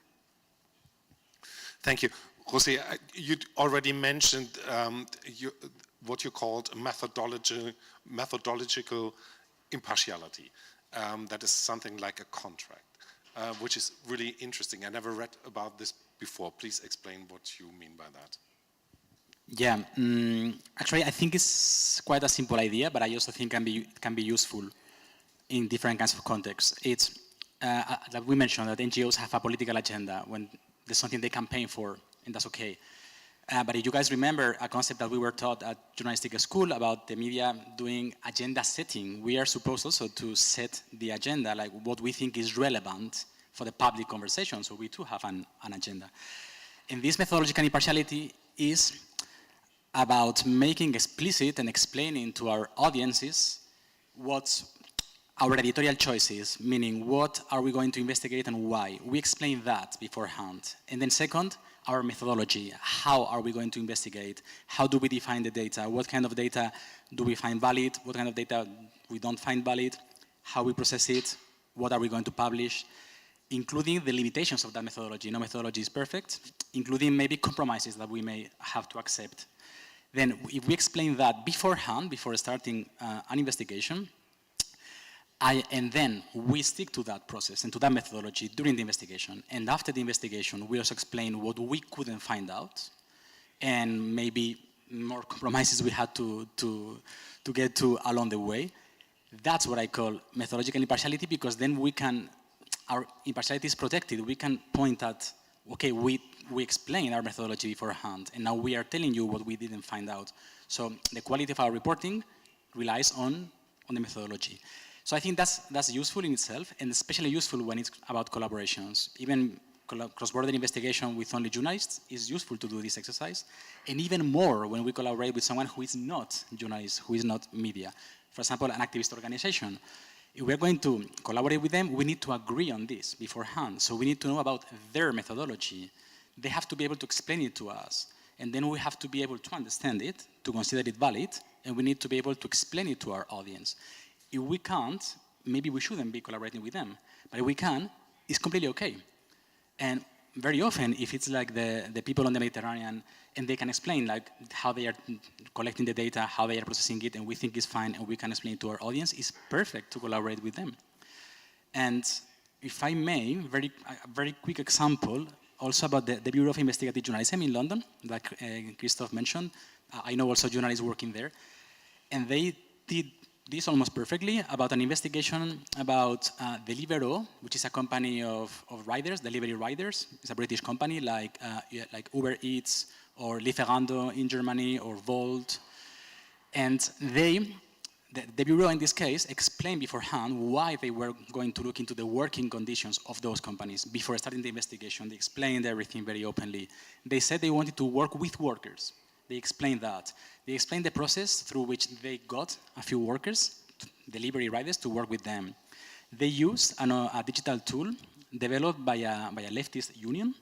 So this is also like often a no-go, collaborating with a leftist, with a union, within a union. They used this digital tool, but they explained why and how they were using it. And then they guided and trained the delivery riders to use this tool to get data about their invoices and working hours. And they explained, the journalists, the whole process online, and then they released all the data, and then it worked. Then they did the investigation, and of course immediately they were criticized by the company and by some commentators saying, you guys are activists, you've been working with the workers, you've been using a tool developed by a union, that's not journalism, that's not impartial. But then the Bureau pointed at the whole methodology, the data, and said, listen, the results of the investigation are based on all that. We are being completely open. We think this is valid. We can discuss about the validity of the methodology, but if you think it's fine, the results must be fine, even if we teamed up with a union or with activists. And they won that, I would say, that public conversation, and media, no suspect of being, media who are pro-business, let's say, like the Financial Times, Bloomberg, used that report. Investment fund managers used that report to not to invest in this company. So it works. I think this is an example of methodological impartiality and teaming up with activists and it being protected, the reporting. Thank you so much. That is, I think that's a great hint and a good way to deal with that. Before we come to the last part, namely the question if we all should be activists for media freedom and our working conditions, I would like to ask 3 questions, and I ask you to answer only briefly. All these questions contain a claim, and I would like to provoke you a little bit and ask for a brief answer. So the first question is the difference between journalism and activism an issue for us old guys? I mean, Christo and me, of course, these are young guys. And only for us, because the younger generation has a different approach anyway. You not only get men, you get old men on this panel. The way I see it at the moment is the biggest challenge we have is ensuring people receive, accurate facts about the world in which we live, and that's enormously under attack because, you know, of the whole phenomena of fake news.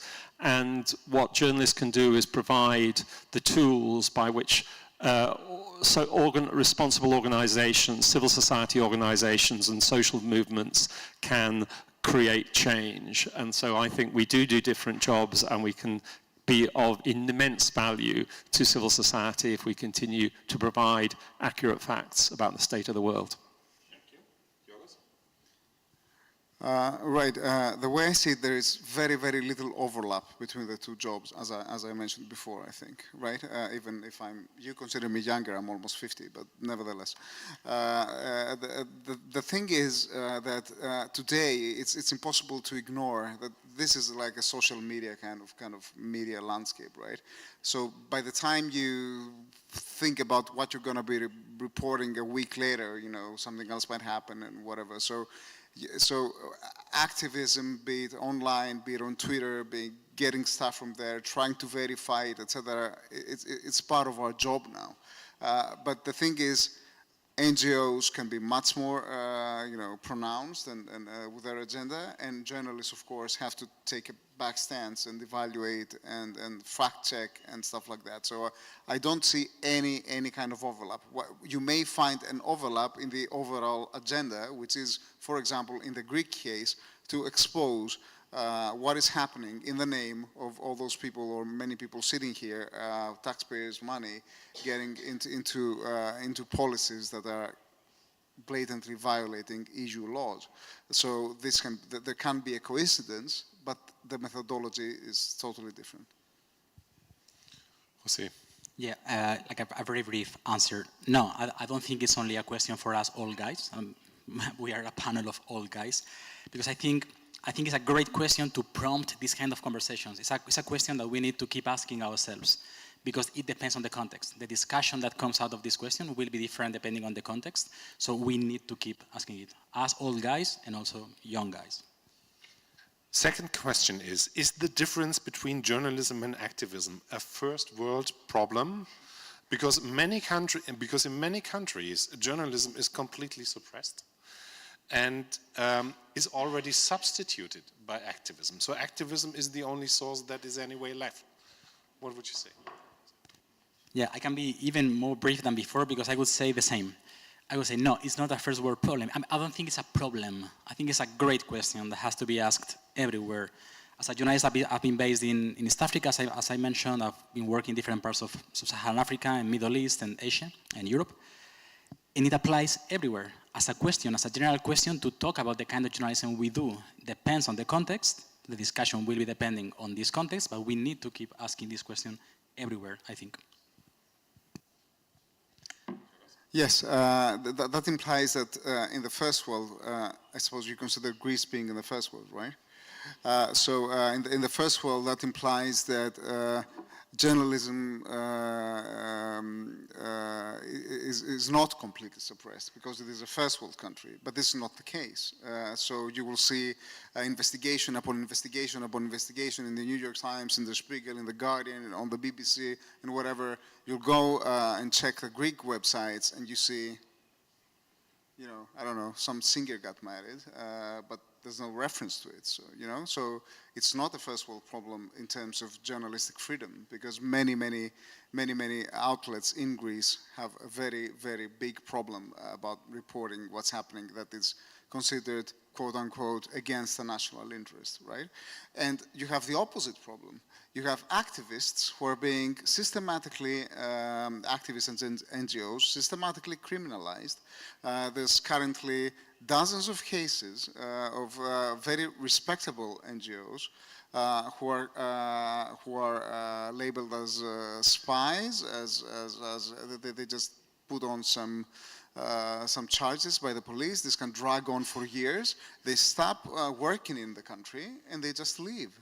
So in my opinion, your question, in the case of Greece, I'm not an expert in other countries, I'm afraid, but in the case of Greece, they should be reversed. This is like a first world problem. Yeah, I mean, sort of speaking from I can't claim that the Ethical Journalists Network covers the whole of the world, but from those journalists we're in contact around the world, I think the danger for suppression doesn't come from activists, it comes from governments and from the oligarchical ownership of the media. And those are the two things that we should be concerned about and do something about. Thank you so much. Third and last question is, you advocated for the methodology, to make the methodology transparent. Probably we, and I say we because I also worked for decades as a journalist, probably we should also talk and make it more transparent what kind of angle we have as journalists, that we are human beings and how we see the world. Are we spending enough time to make our readers understand the complex interplay between attitude, opinion, impartiality, and subjectivity in the journalistic work? Also start with Jose. Yeah, again, brief answer. I would say no, we are not investing enough, but I would say that we as the media and journalistic community, because some media are, some journalists are, but I think we as a community should be doing more to explain to our audiences how this works. So this is about media literacy. I think we should, again, being very brief, I think we, as the whole media community in Europe, beyond, in one country, could and should be doing more. But even as a society, if you want, because this is important for the whole society, so I believe like media literacy should be taught at school level. I'm not sure if that's the case in many places. So I think at societal level, we could and should be doing more, and particularly us, as the media and journalism community, we could and should be doing more. Look, in my journalistic experience, I've always, for example, I've used Twitter for like, 15 years now. I've never erased the tweet, right? Maybe if I spelled like my name wrong, and I felt embarrassed. But I've never erased anything I've written on social media. I've never done, I'm always open. When I write something, I say, I know this from this source, this source is this kind of person, You have to be open to the readers, You have to say how you got the information, why you're hiding something if you are, why you're anonymizing someone else, what is happening. This is like a fundamental thing with reporting. I think you should be totally open to the people reading you, and they can judge you accordingly. And in my opinion, and at least with the media that I have worked with, I have had no such problem, to be honest. On the contrary, if I'm not clear enough, this is a problem. Then an editor will come say like, who is this guy? We should be even more. I think the culture is changing, and I think it's for the best.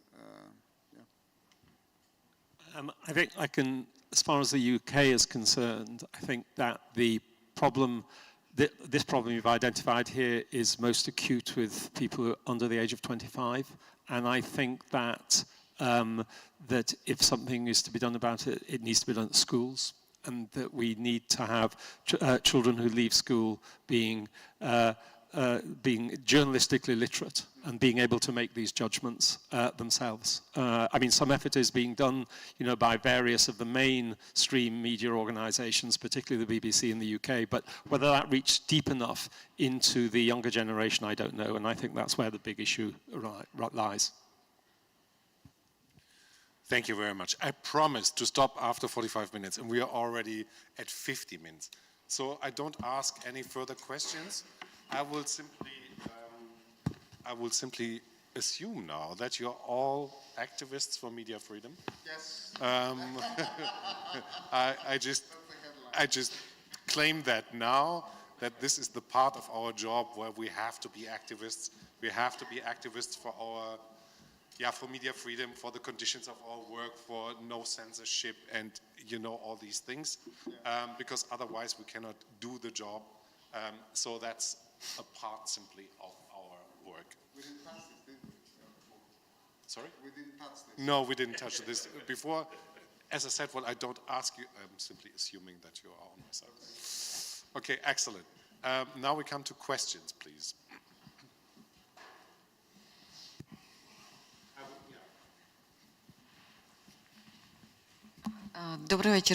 Good evening. Anastasia Bereza. I am a journalist.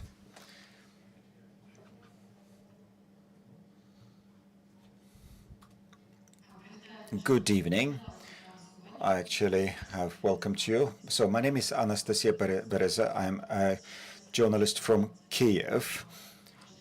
For me, this is a very important panel discussion for me, the most important panel discussion for me. It is worthy a standalone conference about this topic. Now, what I see in Ukraine is that there are many journalists who have become disappointed in the way journalists may or may not be influential. So the impression is that if you're just a journalist, there is not enough influence. So there are more and more journalists who are becoming activists for good reasons to become more influential. And I'm very grateful for you that every one of you have been saying that it's important to speak about the facts and to tell stories, that in its own right, it's a very important job right now, that there is a lot of value in it and there is no need to add activism to that.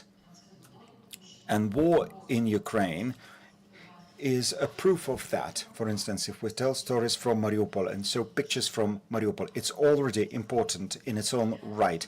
It's already as important as activism. Now, a question, although you've answered it partially. I've heard from the Russian journalists that they think that they have lost their country because they were not activists. They had not been activists, so they were just doing their journalism job, but they had not been taking part in demonstrations. They had not been protesting because they thought that it would not be correct. Of course, you can work as a journalist but not take part in those demonstrations. What do you think about it?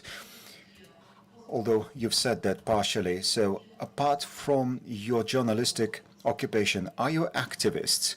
Maybe you are defenders of LGBT rights in different places. So apart from being journalists, are you also activists in your countries and in your communities? Thank you.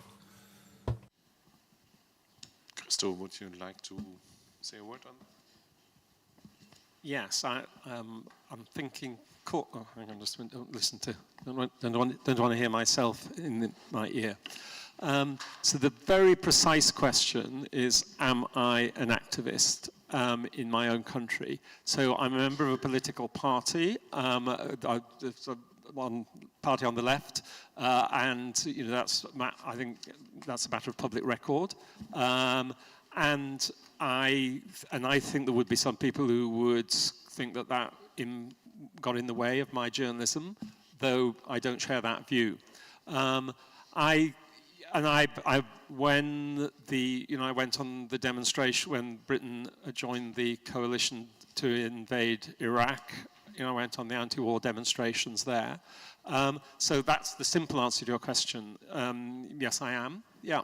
And I suppose to some, and of course, inevitably, one's own politics informs one's journalism. It informs what it is that you think is important, and it informs, because there's no shortage of things that can be investigated, no shortage of things wrong in our society that can be exposed. There's no shortage of those things, and one's choices of what you follow are, of course, informed by all of one's politics. But for myself, I think that creates a much healthier journalism than if one thinks that one is a clean sheet of paper with no views at all. And I also think that if you are an activist and a journalist, the burden of responsibility on you to make sure that you get it right is much, much greater than if you hide behind a false sense of impartiality. Yes, thank you for your question. If I may add something. For me, having been in investigative journalism for several years, I think this is a form of activism as well. So when you get state secrets, when you get things that the governments don't want you to know, when you get footage, when you get testimonies, when your entire work is to expose wrongdoing, this is an activist kind of reporting, because you expose stuff that people wouldn't want you to have exposed. And this is why you are being labeled an activist, because, they say, oh, we know you're the guy who writes bad stuff about Holland or, I don't know, the Netherlands or Germany, less likely, or whatever. So I think if that's what you mean, by all means.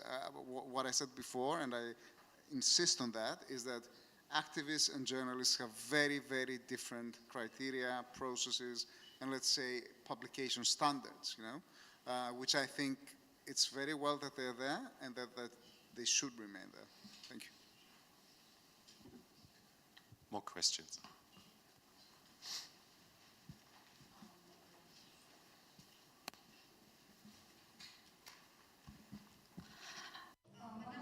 My name is Olena. I'm from the Zakarpattia region, which is the western part of Ukraine. We are bordering with 4 EU member states, and Zakarpattia region is famous for rivers, mountains, and natural reserves. But right now, everything is changing. Due to the war, now we are subjected to industrialization. Many businesses and companies moved their businesses from their hometowns to the Western Ukraine.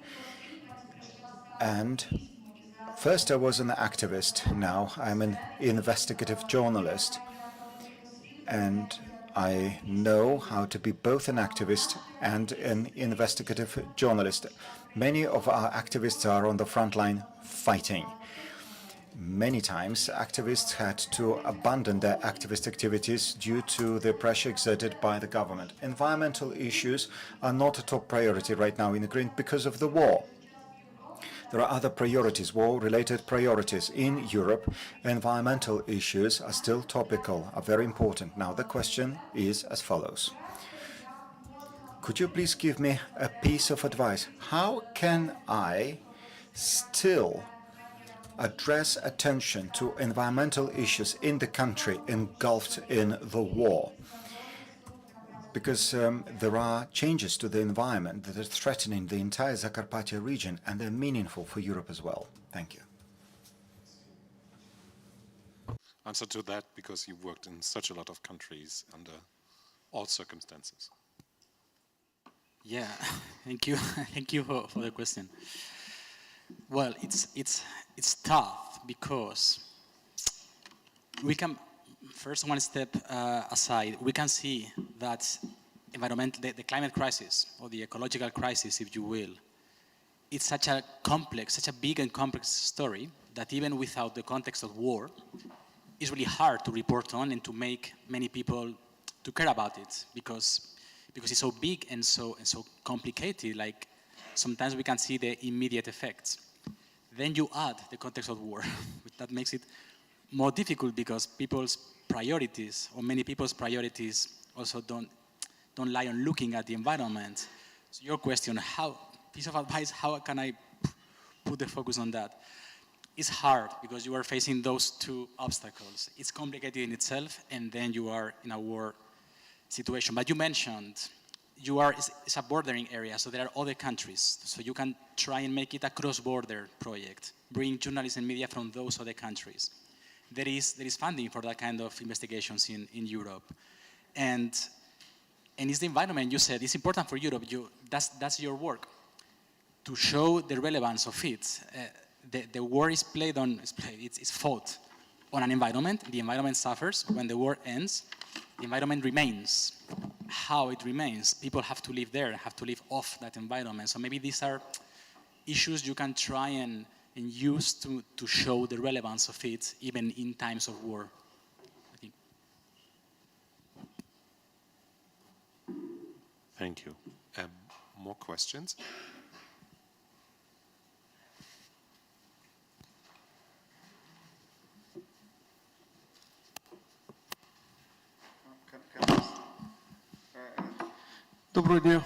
Hello, good evening. My name is Taras Borsovsky. I'm from Zhytomyr. I have two questions. Question one, how do you think,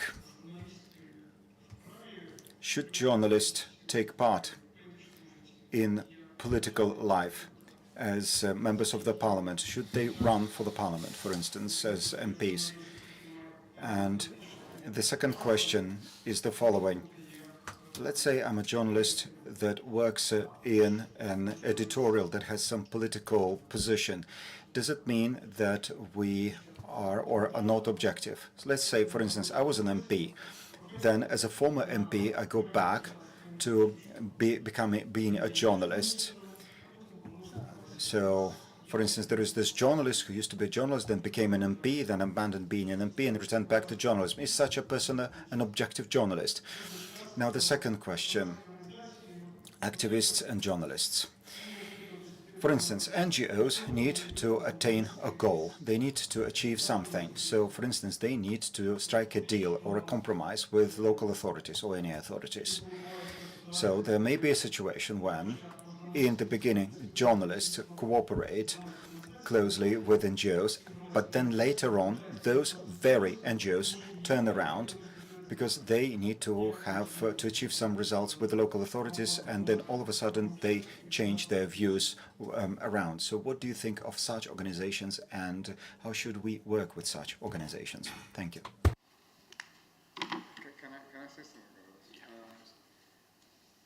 I'm only saying about this because in Greece there's many politicians turning into journalists, or rather many journalists turning into politics and stuff like that, and then coming around, and this revolving doors kind of thing.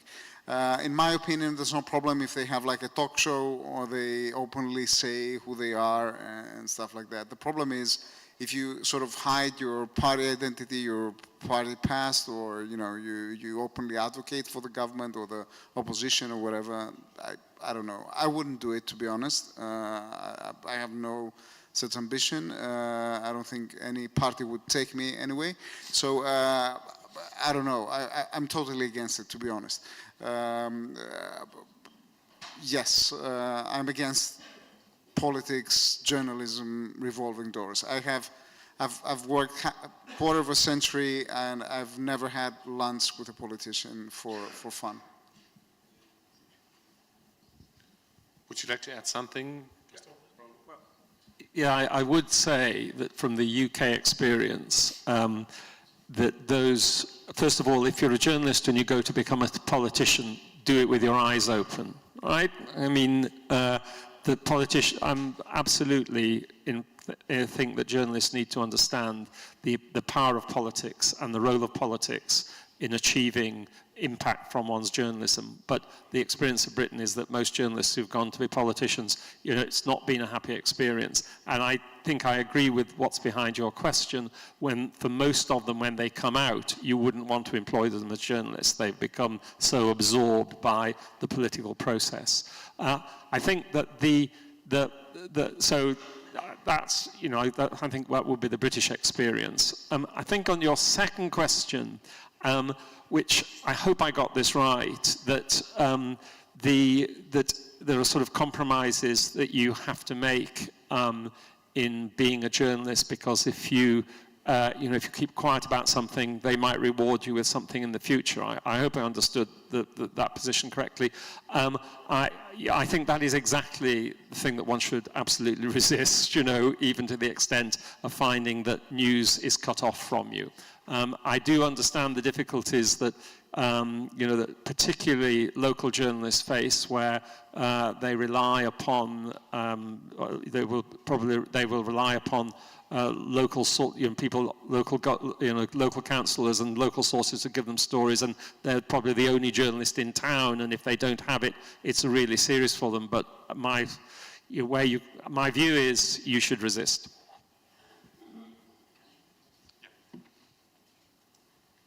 Yeah, I'll try to be quick. Those are very, very good and very complicated questions. The first one, like journalist, MP journalist, I would say that being a journalist is a very political activity.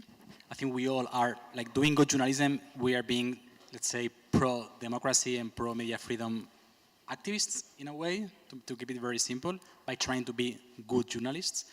But I would say one thing is, if you want to be a journalist, be a journalist. If you want to be an MP, be an MP. They're different jobs with different responsibilities and different ways of working. But the second one, I think, how to work with an organization that needs to accept compromises because it has its own ends. I think that's a great question. It's similar to what I told about this NGO that I was embedded with, that the information and data they got was okay and enough for them, but not for me.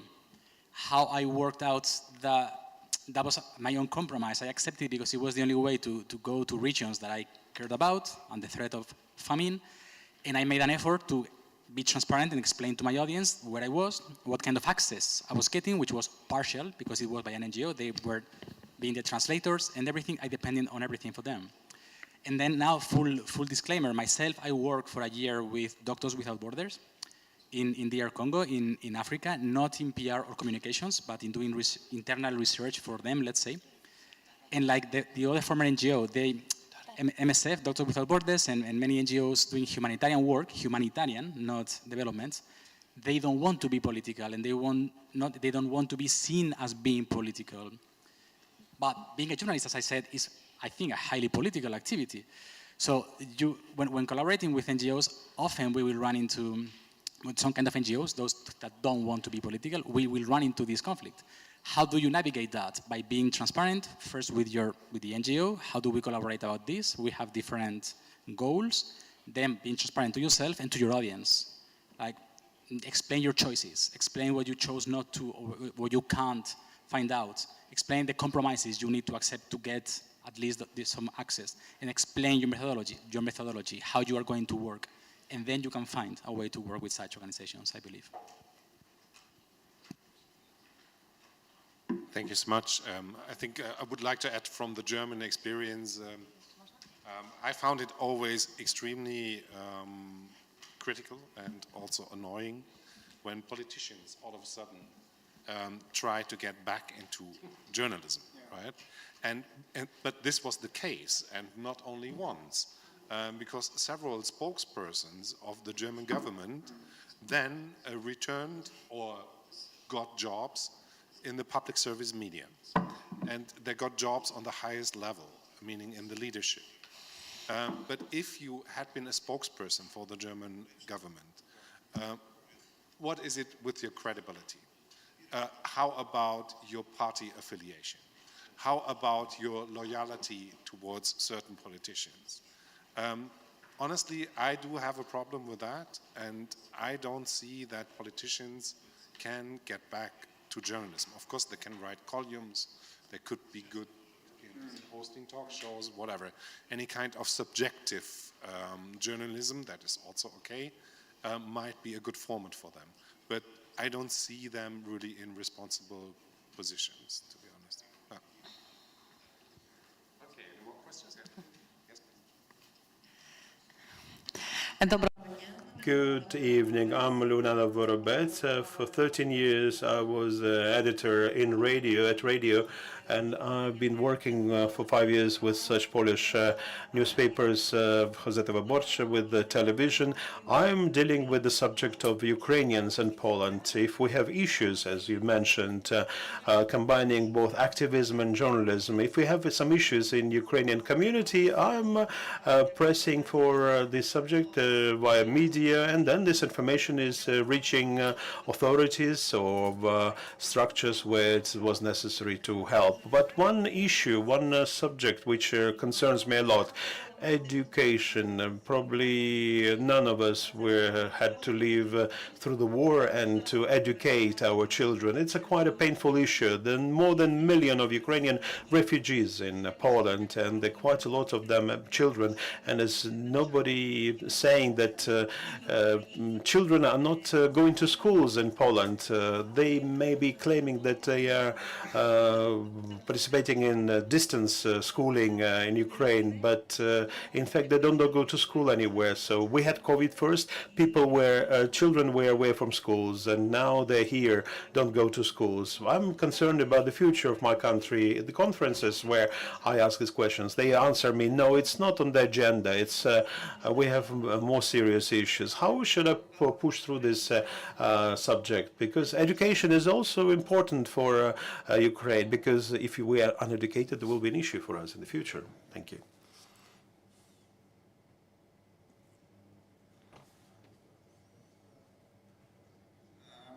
I'm sorry, if I understood this correctly, she's worried about the Polish people education or the refugees coming about being... No, it's Ukrainian refugees, education of Ukrainian children in Poland.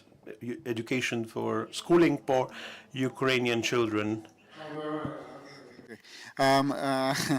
We've had a similar experience. Greece received more than 1 million people at some point in 2015, 2016. And even today, I have a son, he's 17 years old, and one day he comes home and says, we have a Syrian guy sitting next to me. And I said, like, what is he doing there? And he said, he's following the class, you know? And I'm like, what is he understanding about, you know, they just put him there in a Greek class, the Syrian guy speaking Arabic, you know. He just, because they didn't know what to do with him, you know. We have exactly the same problem. Nobody learns anything, and but they make a very wise decision, and the first chance they get, they go to Germany, and Olaf Scholz is upset. Yeah, thank you. Yeah, if I may, also if I got it right, you said that many children who are refugees here are not getting properly schooled. I mean, that's a story. That's a story for journalists to report on. That maybe has already been reported on. So maybe the issue is how to keep it in the public conversation, and it hasn't been reported on. Then the very simple answer is that it's like, well, there you have a story. Try. If you really care about the issue, I mean, don't make it a news story that will be very short-lived. Try and make it a series or a longer investigation. Or again, you can look at the cross-border dimension. Yorgos just mentioned Greece had, or maybe is having a similar situation. There are many Ukrainian refugees from other places in Germany. So you can compare. You can try and bring journalists, media from different countries, and then you have an investigative project. How are refugee children being schooled or not in these different countries? You can try and be creative, think of a podcast, or again, there is fund. Some media will be okay in working on that, and there is funding for those kind of investigations available in Europe. So you are a bit strategic. You really care about the story, and you try to make it in a way that will maximize exposure. Thank you so much. We have 2 minutes left, so another 2 questions probably. Україна, Рівненщина. Ukraine, the Rivne region, printed measure, maybe reflecting to all days of our conference, my comment, and it was absolutely right for organizers to do this subject. Let's look at the situation in a practical way. The things you were saying, that every regional media has its audience, where the readership, your listeners know you, and you know them, they know you, and reporting on activities of authorities, government. We have to pay utility bill, we need to pay salaries, but when you agree with the authorities that you will report on something, the authorities would put conditions for you. Sorry, you are being paid for what we are giving you, not more in terms of information, but there's risks. There are risks because it contradicts your editorial policy. You have to be responsible for your readership, for the quality, for facts. You may not agree, but then how you're going to pay your salaries, pay your utility bills? You can starve, but you won't survive. How should we deal with this situation?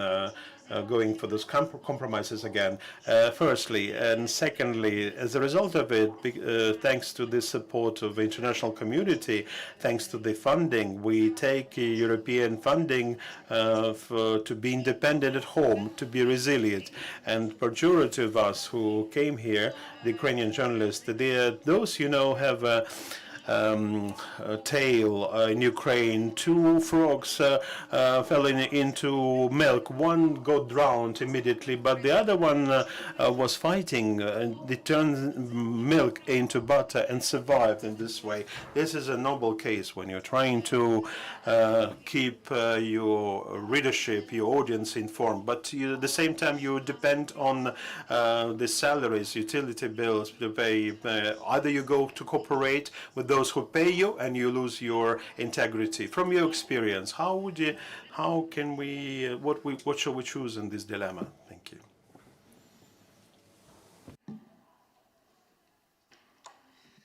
Jose is answering. Difficult.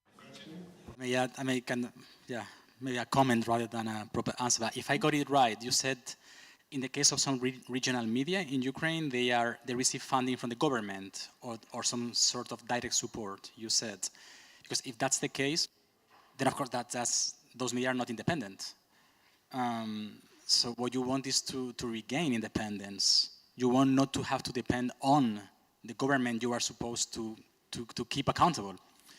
So one thing I thought when it comes to regional media, which are really important, I mean everywhere, but maybe more in this kind of situation in Ukraine, again, maybe the Bureau of Investigative Journalism in the UK is an example of one possible strategy. They are very open about what they do, and they publish a lot of stuff about how they do it in English, but it can be very good to learn because they coordinate many journalists and media in the whole of the UK, but many, I don't know if it's 1,000, and they, from London, provide the expertise, the coordination, and they launch investigations that cover the whole of the UK, and they support the regional and local media, and then they publish in a coordinated way.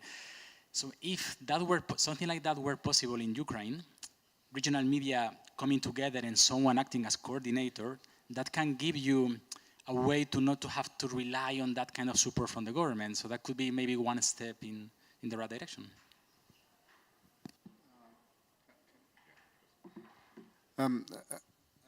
I hope I address what you said, but Greece, for example, is at the bottom of freedom of press in Europe, right? So we're at position 80 something, you know, we're very, very bad. So the media are really dependent on what you said, like, you know, the government, how to pay their rent, etc., etc. If you ask my opinion, my experience, I don't want to generalize this, but when I had to face in 12, my employers demand that I write X, even if the facts say Y, I quit, you know. My wife, my father-in-law, my mother, God bless her, they were all upset. They said, you're going to be unemployed, you won't have to eat or whatever. But, you know, I thought like, screw it, I want to do journalism. If I can't do it, I'm just not doing journalism, you know. I know not everyone makes, I'm not saying this as bravery or whatever, you know. I'll just try to do it in a way that I can do it. You know, I'm afraid not much has changed since in most of the media, but I will end. I know, Lutz, you're agitated. I will end because nature detests a void. As Lutz mentioned, what we have seen in my country is that independent media, like, sprung up and are gaining more and more traction. And they're getting more and more readers, and they're getting more and more supporters because people can trust them, that they don't have to count on banks, governments, powerful businessmen, on whatever. And I think in my country, at least, that's why I don't want to generalize, is the way forward. Thank you. Yeah, I think for those people who don't have the opportunity of saying, I'm going to leave this job and do something else, which in many countries of the world, that will be the reality because, as you say, there are bills to pay. Quite a lot of the organizations that the EJ, the Ethical Journalism Network, is associated with are in, you know, quite dangerous countries, in Africa or in the Arab countries, where this is an everyday problem. And what they have done there, where they have found, the journalists there have found strength, is through joining together within where there is a trades union within the newspaper or with other workers in the paper and saying to the executive, we all understand what the issues are here, but we need to agree some ground rules on which we're going to do our jobs. And although that will only be maybe small steps in the right direction, I think that's the way in which others have found a way of doing it. And there are a couple of examples that on the Ethical Journalism Network website of the codes of conduct that have been drawn up in newspapers in areas of the world where freedom of expression, you know, is being eroded. And that would be my suggestion. Thank you very much. I think we have to finish. We are already 5 minutes over time. I see Andreas and Denise nodding. Thank you so much for your attention. Thank you for my excellent speakers, Christo, Jose, Yorgos, thank you so much. And thank you for your interest in this topic. I think there will be a follow-up in the next years, because this is one topic that will be always with us, right? Thank you. Thank you very much. Thank you very much, everyone, for staying with us. Please don't forget to give your audio devices back. They need to be charged for tomorrow, where we see everyone back. Thanks for everyone, the moderators, the speakers, and also for the interpreters for this long day. See you tomorrow. Have a nice evening. Great speaker and you great moderator. Very interesting. Thank you. Oh my God, no congratulations for us. Yes, congratulations, sir. What? Okay, no, check it with me then. Thank you, sir. Thank you, sir. Thank you, sir. Was it? Yeah. Try to keep it short.